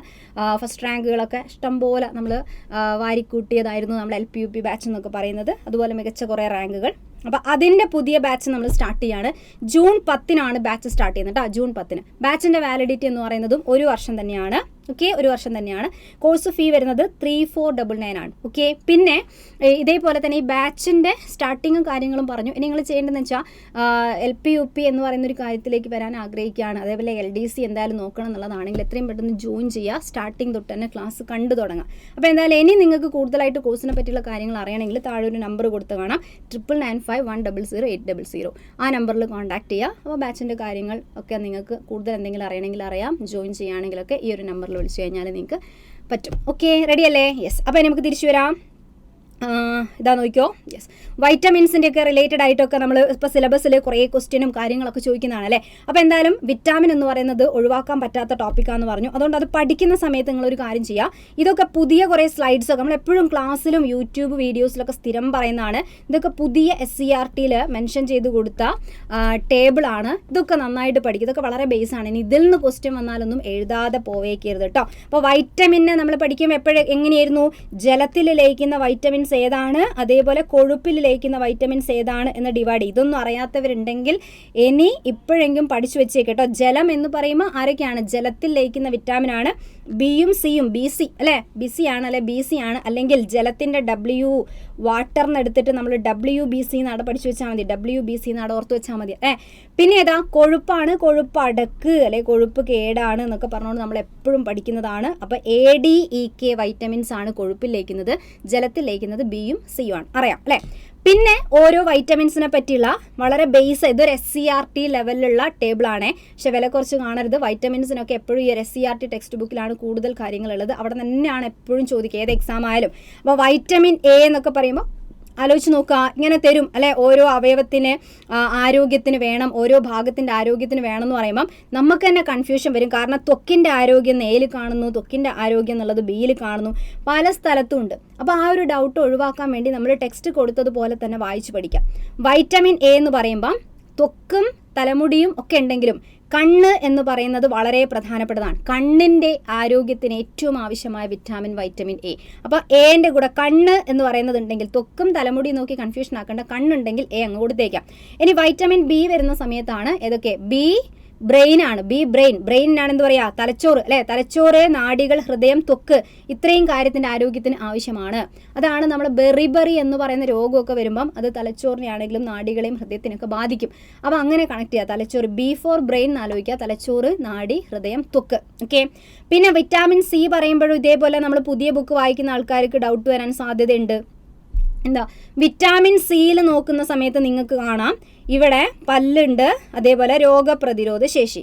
വിറ്റാമിൻ D വായിക്കുന്ന സമയത്തും ഇവിടെ പല്ലുണ്ട്, രോഗപ്രതിരോധ ശേഷി. അപ്പോൾ നമ്മളിപ്പോൾ ഒരെണ്ണം സെലക്ട് ചെയ്യേണ്ട സമയത്ത് എന്ത് ചെയ്യും, നമ്മൾ എന്ത് ചെയ്യും ഇങ്ങനെയൊക്കെ പറഞ്ഞു കഴിഞ്ഞാൽ, നമ്മളതിൽ C ഉണ്ടെങ്കിൽ മോണ നോക്കുക, മോണ പല്ല് ഉറപ്പിച്ച് നിർത്തുന്ന മോണ. അപ്പോൾ കാരണം മോണയിലാണ് പഴുപ്പും രക്തസ്രാവവും, സ്കർവി എന്ന് പറയുന്ന രോഗം അല്ലേ. അപ്പോൾ മോണ ഉണ്ടെങ്കിൽ വൈറ്റമിൻ C അങ്ങോട്ട് സെലക്ട് ചെയ്യാം. ഓക്കെ, ബാക്കി അവിടെ നിൽക്കട്ടെ. മോണ ഉണ്ടെങ്കിൽ ഹെൽത്തി ആയാലേ പല്ല് ഹെൽത്തി ആയിട്ടിരിക്കും. അപ്പോൾ പല്ലിൻ്റെ ആരോഗ്യം എന്ന് പറഞ്ഞാൽ ശരിയാണ്, പക്ഷെ നമുക്ക് തെറ്റാന്നൊന്നും പറയാൻ പറ്റില്ല. മോണേൻ്റെ ആരോഗ്യമാണെങ്കിൽ ഏറ്റവും ഇമ്പോർട്ടൻ്റ് ആയ പോയിന്റ് അത് നോട്ട് ചെയ്യുക. രക്തക്കുഴലൊക്കെ ആലോചിക്കുക, അല്ലെ മോണയിൽ നിന്ന് രക്തസ്രാവമൊക്കെ ഉണ്ട്, അപ്പോൾ രക്തക്കുഴലിൻ്റെ ആരോഗ്യത്തിന് ആവശ്യമാണ്. വിറ്റാമിൻ D പറയുമ്പോൾ ആലോചിച്ച് വെക്കേണ്ടത് ഏതാ, എല്ലും പല്ലും, ആ കോമ്പിനേഷനാണ് കിട്ടേണ്ടത്, എല്ലും പല്ലും. ഓക്കെ, അപ്പോൾ രോഗപ്രതിരോധ ശേഷിക്ക് C സഹായിക്കുന്നു, D സഹായിക്കുന്നു എന്ന് രണ്ടും ശരിയാണ്. ഇതിൽ നമ്മൾ ചിലപ്പോൾ പണ്ടോട്ടേ പഠിച്ചിട്ടുണ്ടാവുക വിറ്റാമിൻ C രോഗപ്രതിരോധമായിട്ട് കൂടുതൽ ബന്ധമുള്ളതാണ്, വിറ്റാമിൻ D ഉണ്ട് എന്ന് പറയുമ്പോൾ നമുക്ക് തെറ്റാന്ന് പറയില്ല, രണ്ടും ഒക്കെയാണ്. പിന്നെ നമുക്ക് തിരിച്ചറിയാനുള്ളതാണ്, മോണയൊക്കെ ഉണ്ടെങ്കിൽ C കൊടുക്കുക അല്ലെ, എല്ലും പല്ലും ഒക്കെ ആണെങ്കിൽ D കൊടുക്കുക. ഇനി സ്റ്റേറ്റ്മെന്റ് ആയിട്ട് രോഗപ്രതിരോധ ശേഷിക്ക് വിറ്റാമിൻ C സഹായിക്കുന്നു, രോഗപ്രതിരോധ ശേഷിക്ക് വിറ്റാമിൻ D സഹായിക്കുന്നു എന്ന് പറഞ്ഞു കഴിഞ്ഞാൽ നമ്മൾ രണ്ടും ശരിയാണ് എന്ന് പറയണം. ഓക്കെ, അപ്പോൾ ടെക്സ്റ്റ് വായിക്കാത്ത ആളെ സംബന്ധിച്ചിടത്തോളം ചിലപ്പോൾ C മാത്രം ശരിയാണ്, ഇത് തെറ്റാന്നൊക്കെ പറഞ്ഞേക്കാം. അപ്പോൾ ടെക്സ്റ്റ് ബുക്കിൽ ഇങ്ങനെ ഉണ്ട്, ആ രീതിക്ക് പഠിച്ചു വെക്കാം. ഇനി ഏതാ, വിറ്റാമിൻ E ആണല്ലേ. E എന്ന് പറയുമ്പോൾ നാഡി എന്ന് ആലോചിക്കുക. എന്താണ് നാഡികളുടെ ആരോഗ്യം, നെർവ്സിൻ്റെ നാഡികളുടെ ശരിയായ പ്രവർത്തനത്തിന് ആവശ്യമാണ് ജീവകം E എന്ന് പറഞ്ഞാൽ. ഇനി K എന്താ, K എന്ന് പറഞ്ഞാൽ K ഫോർ കട്ട അല്ലെ, എന്ത് കട്ടയാണ്, രക്തക്കട്ട. മുറിവുണ്ടാകുമ്പോൾ രക്തം കട്ട പിടിക്കുന്നത്, ഇത് മാത്രമാണ് ഒരു ഡൗട്ടും ഇല്ലാതെ നമ്മൾ പഠിച്ചു വെക്കുന്ന ഒരു സംഭവം അല്ലെ. മുറിവുണ്ടാകുമ്പോൾ രക്തം കട്ട പിടിക്കാൻ സഹായിക്കുന്നു. അതേപോലെ വൻകുടലിലെ ബാക്ടീരിയ നിർമ്മിക്കുന്നു എന്നൊക്കെ പറയുമ്പോൾ vitamin K and vitamin B കോംപ്ലക്സും കൂടെ ചേർത്ത് പഠിച്ചു വെച്ചേക്കണം കേട്ടോ. അപ്പം അതിനെയും കൂടെ ആഡ് ചെയ്യുക. ഒരു വൻകുടലിലെ ബാക്ടീരിയ എന്ന് പറയുമ്പോൾ പണ്ടൊക്കെ K മാത്രമാണ് പഠിച്ചത്, Kയും ശരിയാണ്, B കോംപ്ലക്സും റെഡിയാണ്. ഇപ്പം നമ്മൾ ആ ടെക്സ്റ്റ് ബുക്കിലൊക്കെ അപ്ഡേറ്റ് ചെയ്തതുമാണ്. പിന്നെ നിങ്ങൾ എന്തായാലും നിർബന്ധമായിട്ടും ഇത്രയും രാസനാമങ്ങൾ പഠിച്ചു എന്നുള്ളത് ഉറപ്പുവരുത്തുക. വിറ്റാമിൻ്റെ ഒക്കെ രാസനാമം A എന്താ, റെറ്റിന അല്ലെ, കണ്ണിൻ്റെ ഉള്ളിൽ റെറ്റിന. അപ്പോൾ റെറ്റിനോൾ, C അസ്കോർബിക് ആസിഡ് അല്ലെ, C അസ്കോർബിക് ആസിഡ്. D എന്ന് പറയുമ്പം എല്ലും പല്ലും കാൽസ്യം ഫോസ്ഫറസ് ഒക്കെ ആയിട്ട് ബന്ധപ്പെട്ടത്, അപ്പോൾ കാൽസിഫെറോൾ. എന്ന് നമ്മൾ ചിരിച്ചോണ്ട് ടോക്ക് ചെയ്യണം എന്ന് പറയാം അല്ലെ. അപ്പോൾ ടോക്ക് ചെയ്യുമ്പോൾ എന്ന് ചിരിക്കുക, അപ്പോൾ ടോക്കോഫിറോൾ E. പിന്നെ ഏതാ, കിടക്കുമ്പോൾ പില്ലോ വെച്ച് കിടക്കണം, അപ്പോൾ K ഫോർ ഫില്ലോക്വിനോൺ അല്ലെ, ഫില്ലോക്വിനോൺ. പിന്നെ B കോംപ്ലക്സ്, ഇത്രയും സാധനങ്ങളാണ് B കോംപ്ലക്സ് എന്ന് പറയുന്നത്. എത്ര എണ്ണം ഉണ്ട്, ഇത് 8 എണ്ണം ഉണ്ട് അല്ലെ. 8ഓളം വിറ്റാമിനുകൾ ചേർന്നതാണ് B. അതുകൊണ്ടാണ് ബീനെ മാത്രം നമ്മൾ B കോംപ്ലക്സ് എന്ന് പറയുന്നത്. അതിൽ തയാമിൻ വരുന്നുണ്ട് അല്ലെ. തുടക്കക്കാരൻ തായിൽ തുടങ്ങണം, തുടക്കമാണ് തായിൽ തുടങ്ങണം. അതേപോലെ തവിടിൽ അടങ്ങിയിരിക്കുന്നു, ധാന്യങ്ങളുടെ തവിട് താ ഉണ്ട്, തുടക്കമാണ് തയാമിൻ. അപ്പോൾ താ എന്നുള്ള അക്ഷരത്തിൽ തുടങ്ങുന്നതാണ് ഒന്നാമൻ അല്ലേ. Riboflavin, 2 riboflavin. 3 എന്ന് എഴുതുന്നത് പോലെയാണ് നായിൽ തുടക്കം. നിയാസ് എന്ന് പറയുന്ന ഒരാൾക്ക് 3 വയസ്സാന്നൊക്കെ പറഞ്ഞ് പഠിച്ചു വെക്കും അല്ലേ. അല്ലെങ്കിൽ എന്ത് പറയാം, നിക്കോട്ടിനിക് ആസിഡ് എന്ന് പറയാം, നിക്കോട്ടിനിക് ആസിഡ് എന്ന് നമ്മൾ വിളിക്കാം. ഇനി 5 എന്താ, 5 പെൻറ്റ, 5 പെൻറ്റ പാൻറ്റോതെനിക് ആസിഡ് അല്ലേ. എന്താ 6 ക്ലാസ്സിൽ സ്കൂളിൽ പോയി 6 വയസ്സിൽ സ്കൂളിൽ പോകുമ്പോഴാണ് നമ്മൾ പീരീഡുകളൊക്കെ കണ്ടു തുടങ്ങുന്നത്, പീരിഡോക്സിൻ. 7 എന്ന് പറയുമ്പോൾ ബയോളജി ഒക്കെ ആലോചിക്കുക അല്ലേ, ഇപ്പോൾ ബയോട്ടിൻ ആണ്. ബയോളജീൻ ആലോചിച്ചാൽ ഇങ്ങനെ എഴുതുമ്പം 7 അക്ഷരങ്ങൾ ഉണ്ടാവും, 7 ലെറ്റേഴ്സ് ഉണ്ടാവും. അങ്ങനെ നമുക്ക് കൊടുക്കാം അല്ലേ. ഇനി ഇങ്ങനെ എഴുതും പോലെയാണ് 9 എഴുതുന്നത്. അപ്പോൾ 9 ഫായിൽ തുടങ്ങണം. Folic acid. 12 ആണ് സൈനോകൊബാലമിൻ അല്ലേ, സൈൻ ചെയ്യുന്നു. റെക്കോർഡ് സൈൻ ചെയ്യുന്നതൊക്കെ +2 ക്ലാസ് പഠിക്കുമ്പോഴാണ് റെക്കോർഡ് സൈൻ ചെയ്യുക. അപ്പോൾ 12 ആണ്, 12 ആണ് സൈൻ ചെയ്യൽ പരിപാടി, സൈനോകൊബാലമിൻ. ഇങ്ങനെയൊക്കെ നമ്മൾ പഠിച്ചു വെക്കാറുണ്ടെന്ന് നോട്ട് ചെയ്ത് വെക്കുക. വൈറ്റമിൻ എച്ച് എന്ന് വിളിക്കുന്ന ആരെയാ? 7നെയാണ്. അതേപോലെ വിറ്റാമിൻ ജി എന്ന് വിളിക്കുന്നത് ആരെയാ? B2നെയാണ്. ഇത് B7നെയാണ് വിളിക്കുന്നത്. യെസ്, റൈറ്റ്, ക്ലിയർ അല്ലേ? അപ്പോൾ രാസനാമങ്ങൾ കൂടെ ഇതിൻ്റെ കൂടെ നിങ്ങൾ സെറ്റാക്കി വെച്ചേക്കാം. ഇനി അതേപോലെ പ്രധാനപ്പെട്ട ഇനിയും കുറേ ക്വസ്റ്റ്യൻസ് ഉണ്ട്. അപ്പോൾ ഏറ്റവും പ്രധാനപ്പെട്ട 1-2 ക്വസ്റ്റ്യൻ ഒന്ന് നോക്കുകയാണെങ്കിൽ ഇത് അവിടെ നോക്കിയേ, ഇതാ രോഗങ്ങൾ ഭാഗത്തു നിന്നൊക്കെ ക്വസ്റ്റ്യൻ വരുന്നൊരു ലെവലാണ് നമ്മളിവിടെ കാണിക്കുന്നത്. രോഗങ്ങൾ ഭാഗത്തു നിന്നൊക്കെ ഇങ്ങനെ ക്വസ്റ്റ്യൻ വരും അല്ലേ. താഴെ പറയുന്നവയിൽ ശരിയായ പ്രസ്താവന ഏതെന്നാണ്? സാൽമോണല്ല ടൈഫി പരത്തുന്ന ടൈഫോയിഡ്. അപ്പോൾ ടൈഫോയിഡിൻ്റെ രോഗകാരി സാൽമോണല്ല ടൈഫി എന്ന് പഠിക്കും. ഇതിങ്ങനെ സ്റ്റേറ്റ്മെൻ്റ് ആയി ചോദിക്കാൻ കാരണം ഇതൊരു NCERT ലെവൽ ക്വസ്റ്റ്യൻ ആണ് കേട്ടോ. NCERTയിൽ ഇത്ര ഡീറ്റെയിൽ ആയിട്ട് കൊടുക്കുന്നുണ്ട്. ടൈഫോയിഡിനെ പറ്റി നമ്മൾ ക്ലാസ്സിലൊക്കെ പറഞ്ഞതുമാണ്. അപ്പോൾ പഠിക്കണം, +2 ടെക്സ്റ്റിലാണുള്ളത്. സാൽമോണല്ല ടൈഫി പരത്തുന്ന ടൈഫോയിഡ് രോഗികളിൽ രോഗം കാഠിന്യമേറുന്ന എവിടെയാണ്? കുടലിനെയാണ് ബാധിക്കുക. ഓക്കെ, കുടലിൽ ദ്വാരങ്ങൾ കാണപ്പെടുന്നു. ശരിയായ സ്റ്റേറ്റ്മെൻറ്റ് ഇങ്ങനെ തന്നെ ടെക്സ്റ്റ് പറയുന്നുണ്ട്. പ്ലാസ്മോഡിയം, ഇനി മലേറിയൻ്റെ കേസ് പരത്താണ്. പ്ലാസ്മോഡിയം എന്ന് പറയുന്ന പ്രോട്ടോസോവ പരത്തുന്ന മലേറിയ രോഗത്തിൽ വിറയലോടുകൂടിയ ശക്തമായ പനി ലക്ഷണമായി കണക്കാക്കുന്നു അല്ലേ. അപ്പോൾ എപ്പോഴായിരുന്നു? RBCനെ ബ്രേക്ക് ചെയ്യുന്ന സമയത്ത്, RBC ഒക്കെ പൊട്ടുന്ന സമയത്ത് ഹീമോസോയിൻ, ഈ വാക്ക് പഠിച്ചു വെച്ചേക്കുക. ഹീമോസോയിൻ എന്ന് പറയുന്ന ഒരു വിഷവസ്തു കൂടെ നമ്മളെ ബോഡിയിൽ ഉണ്ടാക്കുന്നു. ആ ഹീമോസോയിൻ്റെ സാന്നിധ്യം വരുമ്പോഴാണ് പനി സ്റ്റാർട്ട് ചെയ്യുന്നത്. അപ്പോൾ ആ പോയിന്റ് ഒക്കെയാണ്. ഹീമോഫിലസ് ഇൻഫ്ലുവൻസ ഉണ്ടാക്കുന്ന ന്യൂമോണിയ. ഓക്കെ, ഹീമോഫിലസ് ഇൻഫ്ലുവൻസ ഉണ്ടാക്കുന്ന ന്യൂമോണിയ. ഓക്കെ, അതേപോലെ സ്ട്രെപ്റ്റോകോക്കസ് ന്യൂമോണിയ എന്ന് പറയുന്ന അതും ന്യൂമോണിയ ഉണ്ടാക്കുന്നതാണ്. ഹീമോഫിലസ് ഇൻഫ്ലുവൻസ എന്ന് പറയുന്ന ബാക്ടീരിയ ആണെങ്കിൽ ന്യൂമോണിയ ഉണ്ടാക്കുന്നതാണ്. രോഗികളിൽ പനി, ന്യൂമോണിയ ബാധിക്കുന്നത് പ്രധാനമായിട്ട് എവിടെയാണ്? ശ്വാസകോശത്തിനെയാണ് മെയിനായിട്ട് ബാധിക്കുക അല്ലേ. അവർക്ക് പനി ഉണ്ടാവും, ചുമയുണ്ടാവും, നെഞ്ചുവേദന, ശ്വാസകോശത്തിനെയാണ് മെയിനായിട്ട് ബാധിക്കുന്നത്. ഓക്കെ, അപ്പോൾ ഇത്രയും ലക്ഷണങ്ങൾ ഉണ്ടാവും എന്ന് പറഞ്ഞാൽ ശരിയാണോ? ശരിയായ പരിപാടി തന്നെയാണ് അല്ലേ, ശരിയാണ്. അപ്പോൾ ഈ പറഞ്ഞ എല്ലാ പ്രസ്താവനകളും ശരിയാണ്. So answer is option C, 1, 2, 3. 1, 2, 3 എന്താണ്? ശരിയാണ്. അപ്പോൾ ഈ ലെവലിലൊക്കെ ആയിരിക്കും ചിലപ്പോൾ രോഗങ്ങൾ ചോദിക്കുക. അപ്പോൾ NCERTയിൽ മെൻഷൻ ചെയ്ത രോഗങ്ങളാണ്, NCERTയിൽ ഡീറ്റെയിൽ ആയിട്ട് കൊടുത്ത രോഗങ്ങളാണ്. ഒന്ന് ടൈഫോയിഡ്, അടുത്തത് മലേറിയേൻ്റെ ഒക്കെ കാണിക്കുമ്പോൾ ആ മലേറിയേൻ്റെ പ്ലാസ്മോഡിയത്തിൻ്റെ സൈക്കിളൊക്കെ വരുന്നുണ്ട്. അപ്പോൾ അവിടെ സ്പോറോസോയിറ്റ് എന്ന് പറയുന്നൊരു വാക്കുണ്ട്. കാരണം രോഗം പരത്തുന്ന ആ ഒരു സ്റ്റേജ് ഏതാണ് എപ്പോഴും ചോദിക്കും. സ്പോറോസോയിറ്റ്. പനി ഉണ്ടാവാൻ കാരണമായ വിഷവസ്തു ഹീമോസോയിൻ അല്ലേ. അപ്പോൾ ആദ്യം ബാധിക്കുന്നത് എവിടെയാണ്? കരളിനെ. രണ്ടാമത് ബാധിക്കുന്നത് എവിടെയാണ്? അരുണരക്താണുക്കളെയൊക്കെയാണ് ആര് ബാധിക്കുക? പ്ലാസ്മോഡിയം എന്ന് പറയുന്ന പ്രോട്ടോസോവ ബാധിക്കുക. അനോഫിലസ് പെൺകൊതുകുകളാണ് മലേറിയ രോഗം പരത്തുന്നത് അല്ലേ. അങ്ങനെ കുറേ കാര്യങ്ങൾ പറയേണ്ടത്, അത് പഠിക്കുക. പിന്നെ ഹീമോഫിലസ് ഇൻഫ്ലുവൻസ് ഉണ്ടാക്കുന്ന ന്യൂമോണിയനെ പറ്റിയാണ് ടെക്സ്റ്റിൽ ഡീറ്റെയിൽ ആയിട്ട് കൊടുത്തേക്കുന്നത്. ഓക്കെ, റെഡിയാണ്, ക്ലിയർ ആണെന്ന് വിചാരിക്കുന്നു. അപ്പോൾ അതൊക്കെ നോക്കുക. ശരിക്കും ന്യൂമോണിയ എന്ന് പറഞ്ഞാൽ ബാക്ടീരിയയും ശരിയാണ്, വൈറസ് കാരണമാണെങ്കിലും ശരിയാണ് കേട്ടോ. ബാക്ടീരിയ മാത്രമല്ല, ബാക്ടീരിയ, വൈറസ് എല്ലാം ഇൻഫെക്ഷൻ ഉണ്ടാക്കുമ്പോൾ ശ്വാസകോശത്തിനെ ബാധിക്കുമ്പോഴാണ് നമ്മൾ ന്യൂമോണിയ എന്ന് പറയുക. NCERT ടെക്സ്റ്റിൽ ബാക്ടീരിയയ്ക്ക് മാത്രം പ്രാധാന്യം കൊടുത്തുകൊണ്ടാണ് അത് വന്നിട്ടുള്ളത്. പക്ഷേ വൈറസ് എന്ന് പറയുന്നത് എന്താണ് അവിടെ? ശരിയാണ്. ഓക്കെ, അതുകൊണ്ട് തന്നെ ബാക്ടീരിയ മാത്രം എന്നുള്ള രീതിയിൽ ഒരിക്കൽ ക്വസ്റ്റ്യൻ വന്നിട്ട് അത് ചാലഞ്ച് ചെയ്തു പോയൊരു ക്വസ്റ്റ്യനാണ്. അപ്പോൾ അത് ശ്രദ്ധിക്കാം. റെഡി അല്ലേ, ക്ലിയർ അല്ലേ പറഞ്ഞ സാധനം? ഇനി അടുത്ത ഒരു ക്വസ്റ്റ്യൻ നോക്കിയേ. ഇതൊക്കെ പരിസ്ഥിതി ഭാഗത്തു നിന്നാണ്. പരിസ്ഥിതി ഭാഗത്തു നിന്ന് ചിലപ്പോൾ ഇങ്ങനെയുള്ള ചില ബുക്സിൻ്റെ പേരൊക്കെ ചോദിക്കാം. Indian manual of plant ecology എന്ന പുസ്തകത്തിൻ്റെ രചയിതാവ് ഏത്? മുൻപേ ചോദിച്ചൊരു ക്വസ്റ്റ്യൻ ആണ്.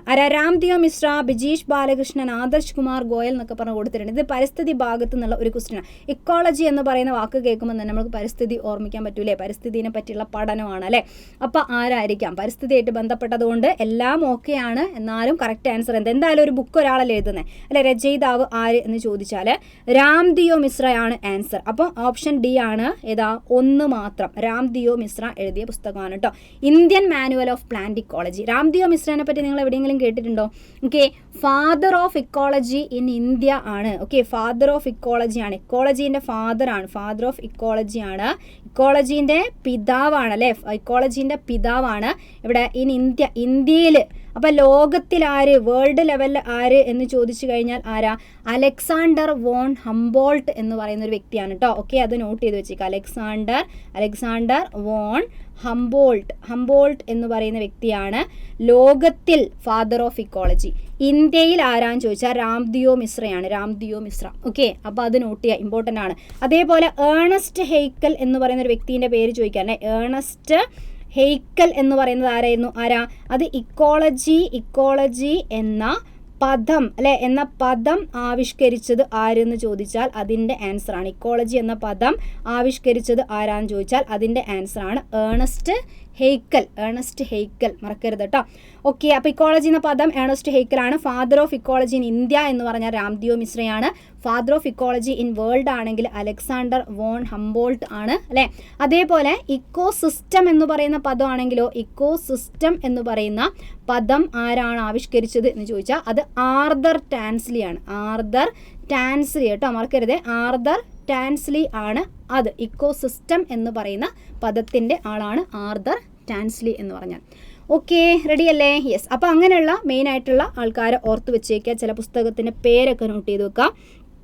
അതുപോലെ തന്നെ ചിലപ്പം ചോദിക്കാൻ സാധ്യതയുള്ള ഒരു സംഭവം ഇതാ, വേറെ മനുഷ്യൻ്റെ പല രീതിയിലുള്ള ഇടപെടലുകൾ ഭീമമായ രീതിയിൽ ജീവികളുടെ വംശനാശത്തിന് കാരണമാകുന്നു എന്ന് തെളിയിക്കുന്ന 6ാം വംശനാശം എന്ന അസ്വാഭാവിക ചരിത്രം, the 6th extinction N unnatural history എന്ന പുസ്തകത്തിൻ്റെ രചയിതാവ് ആര്? ഇതും പരിസ്ഥിതി ഭാഗത്ത് കൂടെ നമ്മൾ അറിഞ്ഞിരിക്കേണ്ടതാണ്. അപ്പോൾ അതിൻ്റെ രചയിതാവ് ആരാ വരുന്നത്? യെസ്, ഇവിടെയും ഡേവിഡ് വാലക്സ്, റേച്ചൽ കാൾസൺ ഒക്കെ കൊടുത്തിട്ടുണ്ട്. റേച്ചൽ കാൾസനെ ചിലപ്പോൾ നമുക്ക് പരിചയം ഉണ്ടാവും, അതുകൊണ്ട് റേച്ചൽ കാൾസൺ അല്ലാന്ന് ചിലപ്പം അറിയാം. ഇതേതാണ്? നിശബ്ദ വസന്തം എന്ന് പറയുന്ന പുസ്തകം അല്ലേ. നിശബ്ദ വസന്തം എന്ന് പറയുന്നതാണ്. അല്ലെങ്കിൽ സൈലന്റ് സ്പ്രിംഗ് നിശബ്ദ വസന്തം ആണെങ്കിൽ ഇതിലാരാ വേണ്ടത്? ഇതിൽ റേച്ചൽ കാൾസൺ ആണ് അല്ലേ. അപ്പോൾ ഈ പുസ്തകത്തിൻ്റെ ആരാ? ഓപ്ഷൻ ബി ആണ്, എലിസബത്ത് കോൾബർട്ടിൻ്റെ പുസ്തകമാണ് കേട്ടോ. Okay, Elizabeth കോൾബർട്ട്. അപ്പം ഇങ്ങനെ ചില പേരുകൾ ഒന്ന് നോട്ട് ചെയ്ത് വെച്ചേക്കാം. ക്ലിയർ ഓക്കെ അല്ലേ? പിന്നെ ഇനി നമ്മൾ പരിസ്ഥിതി ഭാഗത്തുനിന്നും ഒക്കെ ഇതേപോലെ ഇനിയും ക്വസ്റ്റ്യൻസ് ചോദിച്ചതൊക്കെ ഉണ്ട്. അതിൽ ഒരു സംഭവമാണ് ഇങ്ങനെ ഒരു ക്വസ്റ്റ്യൻ മുൻപേ ചോദിച്ചതായിരുന്നു കേട്ടോ. ഹൈഡ്രാർക്ക് എന്ന പാരിസ്ഥിതിക അനുക്രമത്തിലെ തന്നിരിക്കുന്ന വിവിധ ഘട്ടങ്ങളുടെ ശരിയായ ക്രമം. ഇത് ശരിക്കും ഒരു +1 ലെവൽ ക്വസ്റ്റ്യൻ ആണ്, +2 ലെവൽ ക്വസ്റ്റ്യൻ ആണ് കേട്ടോ. +2 NCERTയിലുള്ള ഇക്കോസിസ്റ്റം എന്നൊക്കെ പറയുന്ന ലാസ്റ്റ് ചാപ്റ്ററിലേക്കൊക്കെ വരുമ്പോൾ അവിടെ ചോദിക്കുന്ന ഒരു ക്വസ്റ്റ്യൻ ആണ്.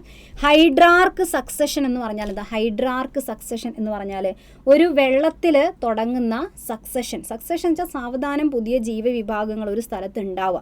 ഇപ്പോൾ ഒരു പുതുതായിട്ട് രൂപപ്പെട്ട ഒരു പോണ്ട് അല്ലെ, ഒരു കുളമാണ്, ആ കുളത്തിലെ വെള്ളമാണിത്. അവിടെ ഇപ്പോൾ ജീവജാലങ്ങളൊന്നുമില്ല, ഒരു മഴയത്ത് പെട്ടെന്ന് ഒരു കുളം. അപ്പോൾ അവിടെ കുറേ കാലം വെള്ളമൊക്കെ ആകുന്ന സമയത്ത് അതിൽ ആദ്യം ഏത് സസ്യം ഉണ്ടാവും, പിന്നെ ഏത് സസ്യം ഉണ്ടാവും എന്നുള്ള ഒരു ക്രമം പറയാണ്. എന്നിട്ട് അവസാനം ചെടികളുടെ എണ്ണം കൂടുന്നതിനനുസരിച്ച് വെള്ളത്തിൻ്റെ അളവ് കുറഞ്ഞ് നമ്മൾ വെള്ളത്തോടെ കണ്ട ഒരു ഏരിയ പിന്നെ എന്തായി മാറും? അധികം വെള്ളം ഇല്ലാത്ത പക്ഷേ അധികം ഡ്രൈയും അല്ലാത്ത ഒരു ഏരിയ ആയിട്ട് മാറും. അങ്ങനെ ചേഞ്ച് വരികയാണ്. നമ്മളൊരു വെള്ളക്കെട്ട്, ഒരു കുളം പോലെ കണ്ടൊരു സ്ഥലം പിന്നെ ഒരു ലാൻഡായി മാറുകയാണ്, കരയായിട്ട് മാറുകയാണ്. മെല്ലെ നടക്കുന്ന പ്രതിഭാസമാണ്. അപ്പോൾ ഇത് വരുമ്പോൾ ഇവിടെ ആദ്യമായിട്ട് വരുന്ന ഒരു ചെടി ഏതാ? അങ്ങനെയുള്ളതിനൊക്കെ ഒരു പേരൊക്കെ ഉണ്ട്. അതാണ് നമ്മൾ പഠിക്കുന്നത് കേട്ടോ. സസ്യങ്ങളിലുള്ള സക്സഷൻ, അതിന് പറയുന്ന പേരാണ് സക്സഷൻ എന്നാണ് പറയുക. സക്സഷൻ, അനുക്രമം എന്ന് പറഞ്ഞാൽ അതിൻ്റെ ഇംഗ്ലീഷാണ്. സക്സഷൻ എന്നാണ് നമ്മൾ ഇംഗ്ലീഷിൽ പറയാം കേട്ടോ. അപ്പോൾ ആദ്യം ഏത് ചെടി ഉണ്ടാവും പിന്നെ ഏത് ചെടി ഉണ്ടാവും എന്നൊക്കെ ഉള്ളതാണ്. ഇത് ശരിക്കും നമ്മളെ +2 ലെവൽ ടെക്സ്റ്റ് ബുക്കിൽ കൊടുക്കുന്നുണ്ട്. ആ ഫാക്റ്റ് ഒന്ന് ജസ്റ്റ് ഒന്ന് ഷെയർ ചെയ്യാം. ഇത് നോക്കിയേ, ഇവിടെ കുറേ ചിത്രം കണ്ടോ? ഇതാ ജലത്തിൽ നടക്കുന്ന കാര്യമാണ് ഈ ചിത്രത്തിൽ വെച്ചിട്ടുണ്ട്. ഇപ്പോൾ ഇതിപ്പോൾ ഒരു ന്യൂലി ഫോംഡ് ആയിട്ടുള്ളൊരു പോണ്ട് അല്ലേ, ഒരു കുളം. ഇവിടെ പ്രത്യേകിച്ച് ചെടിയൊന്നുമില്ലെങ്കിലും ഇതിൽ ആദ്യം എന്താ നോക്കിയേ? സസ്യപ്ലവക ഘട്ടം. ഒന്നാമത് കൊടുത്ത ഘട്ടത്തിൻ്റെ പേരാണ് സസ്യപ്ലവക ഘട്ടം. എന്ന് വെച്ച് കഴിഞ്ഞാൽ ഏതാ സാധനം? സസ്യപ്ലവകം, ഫൈറ്റോപ്ലാങ്ക്ടൺ ആണ്. വളരെ സൂക്ഷ്മമായിട്ടുള്ള സസ്യങ്ങൾ ഇതിലുണ്ടാവും. ഓക്കെ, സൂക്ഷ്മമായിട്ടുള്ള സസ്യങ്ങളുണ്ടാവും. അതപ്പോൾ ആദ്യം ഉണ്ടാകുന്ന സസ്യങ്ങളാണ് സസ്യപ്ലവകങ്ങൾ, ഫൈറ്റോപ്ലാങ്ക്ടൺ, ഇങ്ങനെ ഒഴുകി നടക്കുന്ന സൂക്ഷ്മമായിട്ടുള്ള സസ്യങ്ങൾ. അത് കഴിയുന്ന സമയത്ത് കുറേ കാലം കഴിയുമ്പം എങ്ങനെ വരികയാണ്? ആ സസ്യപ്ലവകങ്ങൾ അവിടെ ഉണ്ട്. അതിൻ്റെ കൂടെ വെള്ളത്തിനടിയിൽ മുങ്ങിക്കിടക്കുന്ന രീതിയിൽ ഇവിടെ കുറേ ചെടികളൊക്കെ പൊങ്ങി വരും അല്ലേ. മുങ്ങിക്കിടക്കുന്ന സസ്യങ്ങളുടെ ഘട്ടം ആണ് പിന്നെ കുറേ കഴിയുമ്പോൾ എന്താ? മുങ്ങിക്കിടക്കുന്ന സസ്യങ്ങളും ആദ്യം പറഞ്ഞ 2 പേരുണ്ടാവും. അതിൻ്റെ കൂടെ ഒഴുകി നടക്കുന്ന സസ്യങ്ങളും കൂടെ വരികയാണ്. മുങ്ങിക്കിടക്കുന്നതും ഒഴുകി നടക്കുന്നതുമായ സസ്യങ്ങളുടെ ഘട്ടം വരുന്നു. ഓക്കെ, പിന്നെ എന്ത് ചെയ്യുക? അതിനനുസരിച്ച് വെള്ളത്തിൻ്റെ അളവ് ഇങ്ങനെ കുറയും കേട്ടോ. പിന്നെയുള്ള ഘട്ടം ഏതാ? പുല്ലുകൾ നിറഞ്ഞ ചതുപ്പ് ഘട്ടം. കണ്ടില്ല എവിടെയൊക്കെ കുറേ പുൽച്ചെടികളൊക്കെ വരുന്നത്. ചതുപ്പ് ഘട്ടമായി. ചതുപ്പ് എന്ന് പറയുമ്പോൾ വെള്ളത്തിൻ്റെ അളവ് കുറഞ്ഞു, വെള്ളവും ചളിയൊക്കെ പിടിച്ച പോലത്തെ ഒരു അവസ്ഥ. പിന്നെയും കുറേ കഴിയുമ്പോൾ വെള്ളത്തിൻ്റെ അളവ് ഇങ്ങനെ ഓരോ പ്രാവശ്യവും കുറയുന്നു, അതിനനുസരിച്ച് ചെടീൻ്റെ ഒക്കെ എണ്ണം കൂടി വരുന്നു. ചതുപ്പിലെ പുൽത്തകിടി ഘട്ടം, ചതുപ്പിലുള്ള പുൽത്തകിടി ഘട്ടം, അതാണ് ഈ ഒരു ഘട്ടത്തിൻ്റെ പേര്, ചതുപ്പിലെ പുൽത്തകിടി ഘട്ടം. ഇനി അടുത്തത് അവസാനം കുറേ കാലം കഴിയുമ്പോൾ ആ ഒരു ഏരിയയിൽ ഒരു ഫോറസ്റ്റ്, അല്ലാതെ ഇന്നിപ്പം ഒരു വെള്ളം നാളെ ഫോറസ്റ്റ് അങ്ങനെയല്ല, ഇതൊരുപാട് സമയമെടുത്ത് സാവധാനം നടക്കുന്ന ചേഞ്ചാണ് അല്ലേ. കുറ്റിച്ചെടികൾ ഉൾപ്പെട്ട ഘട്ടമാണ് പിന്നെ ഉണ്ടാവുക, കുറച്ചും കൂടെ വലിയ കുറ്റിച്ചെടി. പിന്നെ അവസാനം ആ ഒരു ഭാഗം വലിയ വനം നിറയെ ചെടിയൊക്കെ ഉള്ളൊരു ഒരുപാട് കാലം കൊണ്ട് ഇങ്ങനെ മാറ്റം വരൂലേ, അതിനെയാണ് നമ്മൾ അനുക്രമം എന്ന് പറയട്ടെ. അപ്പോൾ ഈ ഒരു ഓർഡർ നമ്മൾ പഠിച്ചു വെച്ചിട്ട് പറയാം. സസ്യപ്ലവകം, മുങ്ങിക്കിടക്കുന്നത്, പിന്നെ ഒഴുകി നടക്കുന്നത്, ഈ രീതിയിൽ വേണം നമ്മൾ ഈ ഒരു ആൻസർ ചെയ്യാൻ വേണ്ടിയിട്ട്. അപ്പോൾ അത് നോക്കിയിട്ട് നമ്മളൊന്ന് കൊടുക്കുകയാണെങ്കിൽ ഏതാ വേണ്ടേ, ഇത് വരിക. ആദ്യം തന്നെ ഏത് ഘട്ടം വരിക, സസ്യപ്ലവക ഘട്ടം അല്ലേ. അപ്പോൾ 1 എന്ന് പറയുന്നത് സസ്യപ്ലവക ഘട്ടമാണ്. പിന്നെ ഏതാ, മുങ്ങിക്കിടക്കുന്ന ചെടികൾ ഉള്ളതാണ് പിന്നെ ഉണ്ടാവുക. പിന്നെ മുങ്ങിക്കിടക്കുന്നതും ഒഴുകി നടക്കുന്നത്. അപ്പോൾ 1, 2, 3 എന്ന് പറയുന്ന ഒരു ഓർഡർ നമുക്ക് കിട്ടില്ല. ആദ്യം എ ആണ്, പിന്നെ സി ആണ്, പിന്നെ ഏതാണ്, ഇ ആണ്. ഇങ്ങനെ 3 എണ്ണം കിട്ടിയാൽ നോക്കുക ഓപ്ഷനിൽ അങ്ങനെ കൊടുത്തിട്ടുണ്ടോ. എ ഉണ്ട്, സി ഉണ്ട്, ഒരു 3 എണ്ണമൊക്കെ കണ്ടുപിടിച്ചാൽ മതിയല്ലേ. കാരണം നൺ ഓഫ് ദ എബോവ്, ഇതിലൊന്നും അല്ല എന്നുള്ളൊരു ഓപ്ഷൻ ഇല്ലാത്തടത്തോളം ഈ കൂട്ടത്തിൽ 4 ആളിൽ ഒരാളല്ലേ നമ്മൾ സെലക്ട് ചെയ്യുക. ഇത് പറഞ്ഞു. പിന്നെ ഏതാ, ബി ഘട്ടമാണ്, പുല്ലുകൾ നിറഞ്ഞ ചതുപ്പ് ഘട്ടം. പിന്നെ ഏതാ, ഡി കൊടുത്തിട്ടുണ്ട്, കുറ്റിച്ചെടി ഉൾപ്പെട്ട ഘട്ടം. പിന്നെ അവസാന ഘട്ടമാണ് ഫോറസ്റ്റ്, വനം. ഓക്കെ, അപ്പോൾ ഇവിടെ ഉള്ളത് വെച്ചിട്ട് നമുക്ക് ഏതാ സെലക്ട് ചെയ്യാം. ഓപ്ഷൻ സി ആണ്, A, C, E, B, D. ആ ഒരു രീതിയിൽ സെലക്ട് ചെയ്ത് ഒരു +2 ലെവൽ ഫാക്റ്റ് ആണ് കേട്ടോ. സക്സഷൻ, അനുക്രമം എന്നൊക്കെയാണ് അതിനെ നമ്മൾ പറയാം. ഓക്കെ, പിന്നെ ഹോർമോൺസിൻ്റെ ഒക്കെ ഞാൻ പറഞ്ഞു, മനുഷ്യ ശരീരമായി ബന്ധപ്പെട്ട് ഹോർമോൺ ഭാഗങ്ങളൊക്കെ നന്നായിട്ട് ശ്രദ്ധിക്കുക. ഹോർമോൺസിൻ്റെ ഒക്കെ ക്വസ്റ്റ്യൻ ഇങ്ങനെ കുറേ ഹോർമോണും ഭാഗവും മാച്ച് ചെയ്യാനൊക്കെ ചോദിക്കാം. അപ്പോൾ അങ്ങനെ വരുമ്പോൾ ഏതാ, ഇൻസുലിൻ ഉണ്ടാക്കുന്നത് ആരാ, ഇൻസുലിൻ ആരാ ഉണ്ടാക്കുന്നത്, ആഗ്നേയ ഗ്രന്ഥി. ആഗ്നേയ ഗ്രന്ഥിക്ക് പാൻക്രിയാസ് എന്നുള്ള വാക്ക് പഠിച്ചോട്ടത് കണ്ടില്ലേ. ഇപ്പോൾ ആഗ്നേയ ഗ്രന്ഥി എന്ന് പറഞ്ഞാൽ പാൻക്രിയാസ് എന്നും ചോദിക്കും. യെസ്, അപ്പം എക്ക് 3 ആണ് വരിക. അങ്ങനെ ഒരു ഓപ്ഷൻ ഉണ്ടോ, എക്ക് 3 വരുന്നുണ്ട്, പക്ഷേ 2 പേരുണ്ടല്ലേ. അപ്പോൾ നമ്മൾ ഒരാളെയും കൂടെ നോക്കണം. ബി ഏതാ, ബി റിലാക്സിനാണ് കൊടുത്തത്. ഇനിയിപ്പോൾ റിലാക്സിന് ഏതാ നിങ്ങൾക്ക് അറിയില്ല എന്ന് വിചാരിക്കാം, റിലാക്സിന് നിങ്ങൾക്ക് അറിയില്ല എന്ന് വിചാരിക്കാം. ഓക്കെ, അപ്പം അങ്ങനെയാണെങ്കിൽ വേറെ ഏതെങ്കിലും അറിയുന്നതുണ്ടോ എന്ന് നോക്കുക. എക്ക് ഇതാണെങ്കിലും മെലാട്ടോണിനൊക്കെ നിങ്ങൾക്ക് അറിയില്ലേ, പീനിയൽ ഗ്രന്ഥി അല്ലേ. അപ്പോൾ ഡിക്ക് 2, എക്ക് 3യും ഡിക്ക് 2ഉം വരുന്നുണ്ടോ നോക്കുക. അങ്ങനെ ഏത് ഘട്ടാ വരുന്നത്, യെസ് ഇതാ വരുന്നുണ്ട്. അപ്പോൾ ബാക്കിയുള്ള ആൾക്കാർ ഏതാ, ബി ഏതാ വരിക എന്നറിയോ. റിലാക്സിൻ എന്ന് പറഞ്ഞാൽ അണ്ടാശയം ഉണ്ടാക്കുന്നതാണ് കേട്ടോ, ഓവറി ഉണ്ടാക്കുന്നതാണ്. ഈസ്ട്രജൻ നമ്മൾ പഠിക്കുന്നുണ്ട്, അണ്ടാശയത്തിനകത്ത് കോർപ്പസ് ലൂട്ടിയം ഉണ്ടാക്കുന്ന പ്രൊജസ്റ്റിറോൺ പഠിക്കുന്നുണ്ട്. അതേപോലെ തന്നെ അണ്ടാശയത്തിനകത്തുള്ള കോർപ്പസ് ലൂട്ടിയവും പ്ലാസൻ്റെയും ഒക്കെ പ്രഗ്നൻസി ടൈമിൽ ഉണ്ടാക്കുന്ന മസിൽസിനൊക്കെ റിലാക്സ് ചെയ്യുന്ന ഹോർമോണാണ് ശരിക്കും റിലാക്സിൻ എന്ന് പറഞ്ഞാൽ കേട്ടോ. അപ്പോൾ റിലാക്സിനും അണ്ടാശയമാണ് വരിക. ഓക്സിറ്റോസിൻ ഉണ്ടാക്കുന്നത് ആരാ, ഹൈപ്പോതലാമസ് ആണ് ഉണ്ടാക്കുന്നത്. പക്ഷേ അതിനെ പിറ്റ്യൂട്ടറി ഗ്രന്ഥിയുടെ പിന്തളത്തിൽ സംഭരിച്ചു വെക്കും അല്ലേ. അപ്പോൾ പിറ്റ്യൂട്ടറി എന്നുള്ളതിനെയാണ്, പിറ്റ്യൂട്ടറിക്കാണ് എന്ത് കൊടുത്തത്, പീയൂഷ ഗ്രന്ഥി എന്ന് കൊടുത്തത്. അപ്പോൾ എല്ലാ ഗ്രന്ഥിയും പഠിച്ച ആൾക്ക് ഏതെങ്കിലും ഒന്നും അറിയില്ലെങ്കിൽ പോലും നമുക്കതിൽ നിന്ന് സെലക്ട് ചെയ്തെടുത്ത് എഴുതാനൊക്കെ പറ്റും. Okay, yes. പിന്നെ ഇതാ വേറെയും ക്വസ്റ്റ്യൻ നമുക്ക് വേഗം ക്യുക്കായി നോക്കാം. ജീവിതശൈലി എന്ന് പറയുന്നത് മസ്റ്റായിട്ട് പഠിക്കുക. ജീവിതശൈലിയിൽ നിന്ന് 1, 2 ക്വസ്റ്റ്യൻ എന്നുള്ള രീതിയിലൊക്കെ നമുക്ക് സെലക്ട് ചെയ്യാം കേട്ടോ. ഇവിടെ കൊടുത്ത് എന്താ നോക്കിയേ, ടൈപ്പ് 2 പ്രമേഹം ജീവിതശൈലിയിലെ ക്വസ്റ്റ്യൻ അല്ലേ. അപ്പോൾ ടൈപ്പ് 2 പ്രമേഹം ജീവിതശൈലി രോഗമാണല്ലേ. അപ്പോൾ നോക്കിയേ, ടൈപ്പ് 2 പ്രമേഹവുമായി ബന്ധപ്പെട്ടവ ഏതെല്ലാം എന്നാ ക്വസ്റ്റ്യൻ. ജുവനൈൽ ഡയബറ്റീസ് എന്നറിയപ്പെടുന്നു, ശരിയാണോ തെറ്റല്ലേ. ടൈപ്പ് 1നെയാണ് ജുവനൈൽ ഡയബറ്റീസ് എന്ന് പറയുക, കുട്ടികളിലുള്ള അല്ലേ. ജീവിതശൈലി രോഗമായി കണക്കാക്കുന്നു, ശരിയാണ്. ഇൻസുലിൻ ആശ്രിത പ്രമേഹം എന്ന് പറയുന്നു, അത് തെറ്റാണ്. ടൈപ്പ് 1നെയാണ് അങ്ങനെ പറയുന്നത്, ടൈപ്പ് 1നെയാണ്. അതേപോലെ ജുവനൈൽ എന്നും ഇൻസുലിനെ ആശ്രയിച്ചിട്ട് ഇൻസുലിൻ തെറാപ്പി ആദ്യമേ എടുക്കേണ്ടത് ടൈപ്പ് 1ലാണ്. അപ്പോൾ അങ്ങനെ പറഞ്ഞാൽ ടൈപ്പ് 1 ആണ്. ഇൻസുലിൻ പ്രതിരോധം കാരണമുള്ള പ്രമേഹം എന്ന് പറയുന്നു, അതുവാണെങ്കിൽ ശരിയാണ്, അത് ശരിയാണ്. അപ്പോൾ ബന്ധപ്പെട്ടവ ഏതെല്ലാം, 2ാമത്തതും 4ാമത്തതുമാണ് ഇതുമായിട്ട് ബന്ധപ്പെട്ട് കിടക്കുന്നത്. So answer is option C, 2, 4 മാത്രം, 2ഉം 4ഉം മാത്രം. ഓക്കെ, റെഡി അല്ലേ. ജീവിതശൈലി രോഗമായി കണക്കാക്കുന്നു, ഇൻസുലിൻ പ്രതിരോധം കാരണമുള്ള പ്രമേഹം, 2ഉം 4ഉം ആണ് ആൻസർ. ഇനി ഇത് നോക്കുക, പദ്ധതി ക്വസ്റ്റ്യൻ ഒന്ന് നോക്കുക. പദ്ധതി ക്വസ്റ്റ്യൻ പദ്ധതിയായിട്ടും ജീവിതശൈലിയായിട്ടും കണക്റ്റഡാ. കേരള ആരോഗ്യക്ഷേമ വകുപ്പ് വിഭാവനം ചെയ്ത അമൃതം ആരോഗ്യം പദ്ധതിക്ക് കീഴിൽ, അമൃതം ആരോഗ്യം എന്ന് പറഞ്ഞാൽ എന്തുമായിട്ട് ബന്ധപ്പെട്ട പദ്ധതിയാണ്, ജീവിതശൈലി തന്നെയാണ്. ജീവിതശൈലി രോഗനിയന്ത്രണം അല്ലെ, രോഗനിയന്ത്രണ പദ്ധതിൻ്റെ പേരാണ് അമൃതം ആരോഗ്യം. അതുമായിട്ട് ബന്ധപ്പെട്ട് കിടക്കുന്ന പദ്ധതി ഏതൊക്കെയാണ്, നയനാമൃതം. അപ്പോൾ ജീവിതശൈലിയിൽ പ്രത്യേകിച്ച് പ്രമേഹ രോഗത്തിനെ അവിടെ പറയുന്നത്, പ്രമേഹം വന്നാൽ കണ്ണിൻ്റെ കാഴ്ചയും കാര്യങ്ങളൊക്കെ നഷ്ടപ്പെടൂലേ. അപ്പോൾ അതൊക്കെ ആയിട്ട് ബന്ധപ്പെട്ടിട്ടുള്ള പദ്ധതിയാണ് നയനാമൃതം. ഓക്കെ, അത് ശരിയാണ്. പാദസ്പർശം, ഡയബറ്റീസ് ഒക്കെ വന്നു കഴിഞ്ഞാൽ നമ്മൾ കാൽപാദങ്ങളൊക്കെ ചിലപ്പം പെട്ടെന്ന് പഴുപ്പൊക്കെ ഉള്ളിലേക്ക് കയറാം, അവർക്ക് വേദനയും കാര്യങ്ങളൊന്നും തിരിച്ചറിയുന്ന കാലൊക്കെ നാഡികളെ ബാധിക്കും. അപ്പോൾ ചിലപ്പോൾ കാലൊക്കെ മുറിച്ചു മാറ്റുന്നൊക്കെ നമ്മൾ കേട്ടിട്ടില്ലേ, വിരലുകളും കാലിനൊക്കെയാണ് പെട്ടെന്ന് ബാധിക്കുക. അപ്പോൾ പാദസ്പർശം എന്ന് പറയുമ്പോൾ അതുമായിട്ട് ബന്ധപ്പെട്ടതാണ് കേട്ടോ. അതേപോലെ എന്താ ശിരസ് എന്ന് പറഞ്ഞു കഴിഞ്ഞാലും ഒക്കെ അതുമായിട്ട് ബന്ധപ്പെട്ടതാണ്. ദെൻ ആർദ്രം എന്ന് പറയുന്നതാണ് ഈ കൂട്ടത്തിൽ വരാത്തത്. ആർദ്രം എന്ന് പറയുമ്പം ജനസൗഹൃദമായിട്ടുള്ള നമ്മൾ ഹോസ്പിറ്റൽ അല്ലെ ഹെൽത്ത് സെൻറ്റേഴ്സ് അങ്ങനെയുള്ളതുമായിട്ട് ബന്ധപ്പെട്ട പദ്ധതിയാണ് ആർദ്രം. അപ്പോൾ ഈ കൂട്ടത്തിൽ വരാത്തത് മൂന്നാമത്തെയാണ്. വരുന്നതേതാ അമൃതമാരോഗ്യം എന്ന് പറയുന്ന ജീവിതശൈലിൻ്റെ അണ്ടറിൽ വരുന്ന പദ്ധതിയാണ്. ഏതൊക്കെ? 1, 2, 4 അല്ലെ, അങ്ങനെ ഒരു ഓപ്ഷൻ ഉണ്ടോ? 1, 2, 4 ഇവയെല്ലാം ആണ് അതിൽ വരുന്ന ആൻസർ എന്ന് പറഞ്ഞാൽ. ക്ലിയർ ആണെന്ന് വിചാരിക്കുന്നു. അതേപോലെ രോഗങ്ങൾ ഭാഗത്ത് തന്നെ ചില വാക്സിനേഷൻ റിലേറ്റഡ് ആയിട്ടുള്ള ക്വസ്റ്റ്യൻസും ഒക്കെ വന്നേക്കാം. അപ്പോൾ ആ കാര്യങ്ങളും കൂടെ ശ്രദ്ധിക്കുക. ജസ്റ്റ് ഒരൊറ്റ ക്വസ്റ്റ്യൻ ഒന്ന് ചോദിക്കുകയാണെങ്കിൽ ഏതാ? യെസ്, ആദ്യത്തെ പ്ലാസ്മിഡ് DNA കോവിഡ് വാക്സിൻ ഏതാണ്? ആദ്യത്തെ പ്ലാസ്മിഡ് കോവിഡ് വാക്സിൻ ഏതൊക്കെയാണ്? DNA കോവിഡ് വാക്സിനാണ് ചോദിച്ചത്. ആൻസർ ഏതാണെന്നറിയോ? ഇവിടെ ഏതൊക്കെയാണ്? കോവിജൻ, SARS-CoV-2, കോവാക്സ് ഒക്കെ കൊടുത്തിട്ടുണ്ട് അല്ലേ. ഏതാണ്? സൈക്കോവ്-D എന്ന് പറയുന്നതാണ് ആൻസർ. ഓക്കെ, സൈക്കോവ്-D. അപ്പോൾ ഈ രീതിയിലുള്ള ക്വസ്റ്റ്യൻസ് ആണെങ്കിൽ നമുക്ക് എക്സ്പെക്ട് ചെയ്യാം. ഞാൻ ജസ്റ്റ് ഒന്നൊരു ലെവൽ കാണിച്ചു തന്നു മാത്രം കേട്ടോ. Okay, ready? ക്ലിയർ ആണെന്ന് വിചാരിക്കുന്നു. അപ്പോൾ പിന്നെ പരിസ്ഥിതി ഭാഗത്തുനിന്ന് ചോദിക്കുമ്പം എപ്പോഴും ഈ ഒരു ഏരിയ ഒന്ന് നോക്കുക. നമ്മൾ ഹരിതഗൃഹ പ്രഭാവവും കാര്യങ്ങളൊക്കെ ആയിട്ട് ബന്ധപ്പെട്ടിട്ടുള്ളത് കേട്ടോ. ഏറ്റവും പ്രധാനപ്പെട്ട ഗ്രീൻ ഹൗസ് ഗ്യാസ് ഹരിതഗൃഹ വാതകമാണ് കാർബൺ ഡൈ ഓക്സൈഡ് എന്ന് പറഞ്ഞാൽ. അപ്പോൾ നോക്കുക, ഒരു നിശ്ചിത അളവിൽ കാർബൺ ഡൈ ഓക്സൈഡ് പോലുള്ള ഹരിതഗൃഹ വാതകങ്ങൾ പുറന്തള്ളാൻ അനുവദിക്കുന്ന ഒരു പെർമിറ്റിന് പറയുന്ന പേരെന്താണ്? കാർബൺ ഡൈ ഓക്സൈഡ് പുറന്തള്ളുന്നതിൻ്റെ അളവ് കുറയ്ക്കണം അല്ലേ. അപ്പോൾ നിങ്ങൾ കേട്ടിട്ടുണ്ട് ക്യോട്ടോ പ്രോട്ടോകോൾ എന്ന് പറയുന്ന പ്രോട്ടോകോളൊക്കെ ഇതുമായിട്ട് ബന്ധപ്പെട്ടതാണ്. ക്യോട്ടോ പ്രോട്ടോകോൾ എന്ന് പറയുന്ന ഒരു സാധനം, ക്യോട്ടോ പ്രോട്ടോകോൾ കേട്ടിട്ടുണ്ടാവില്ലേ. കാർബൺ ഡൈ ഓക്സൈഡിൻ്റെ എമിഷൻ കുറയ്ക്കാൻ വേണ്ടിയിട്ടുള്ള പ്രോട്ടോക്കോളാണ്, ഉടമ്പടിയാണ് ക്യോട്ടോ പ്രോട്ടോകോൾ. അപ്പോൾ ഒരു നിശ്ചിത അളവിൽ പുറന്തള്ളാം, അതിൻ്റെ അളവിന് പറയുന്ന പേരെന്താ? അതാണ് കാർബൺ ക്രെഡിറ്റ് എന്ന് പറഞ്ഞാൽ, കാർബൺ ക്രെഡിറ്റ് അല്ലേ.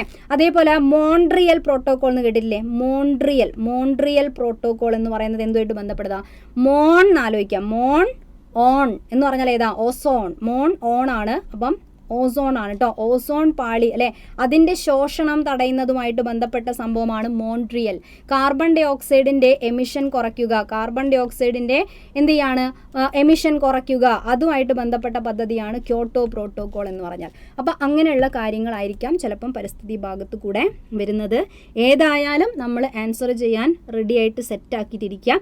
പിന്നെ ഹ്യൂമൻ ബോഡി റിലേറ്റഡ് ഒക്കെ ഇങ്ങനെ പല്ലിൻ്റെ ക്വസ്റ്റ്യനും എല്ലിൻ്റെ ക്വസ്റ്റ്യനും ഒക്കെ വരാം അല്ലേ. അപ്പോൾ ഇവിടെ പല്ലൊക്കെ ആയിട്ട് ബന്ധപ്പെട്ട് കണ്ടല്ലോ. ഇതൊക്കെ പുതിയ ടെക്സ്റ്റ് നിന്നും പഴയ ടെക്സ്റ്റ് നിന്നൊക്കെ ഉള്ള അതേ ഫാക്റ്റ് ഇങ്ങനെ ചോദിച്ചതാണ്. ഓരോ ഭാഗം അല്ലേ. പല്ലിൻ്റെ ആന്തരഘടന തന്നിരിക്കുന്നു. ശരിയായ ജോഡിയാണ് ചോദിച്ചിരിക്കുന്നത്. ഇനാമൽ എന്ന് പറഞ്ഞാൽ പല്ല് നിർമ്മിച്ച ജീവനുള്ള കല എന്ന് പറഞ്ഞാൽ തെറ്റാണ്. ജീവനുള്ളത് ആരാ? ഡെൻറ്റൈൻ ആണ് ശരിക്കും. മനുഷ്യ ശരീരത്തിലെ ഏറ്റവും കാഠിന്യമേറിയ പദാർത്ഥം ഏതാ? ഇനാമല. ഇത് അങ്ങോട്ടും ഇങ്ങോട്ടും തിരിച്ചാ കൊടുത്തത്. അപ്പോൾ രണ്ടും തെറ്റാണ് അല്ലേ. പൾപ്പ് ക്യാവിറ്റി പല്ലിൻ്റെ ഏറ്റവും ആന്തരഭാഗം. സിമൻറ്റം പല്ലിനെ മോണയിൽ ഉറപ്പിച്ചു നിർത്തുന്ന യോജക കല. ഇത് ശരിയാണ്. റെഡി അല്ലേ? യെസ്. അപ്പോൾ 3ഉം 4ഉം ആണ് ശരിയായിട്ടുള്ളത്. 3ഉം 4ഉം ശരി. 3 ആൻഡ് 4 ശരി. അപ്പോൾ ഇങ്ങനെ വേണമെങ്കിൽ ചോദിക്കുക. എല്ലാം ഡയറക്റ്റിനേക്കാളും കുറച്ചൊന്ന് statement or match the following ഇങ്ങനത്തെ രീതിയിലൊക്കെയാണ് ചിലപ്പോൾ ഒരു 4 മാർക്കിനുള്ള ക്വസ്റ്റ്യൻസ് നമുക്ക് എക്സ്പെക്ട് ചെയ്യാൻ പറ്റുക.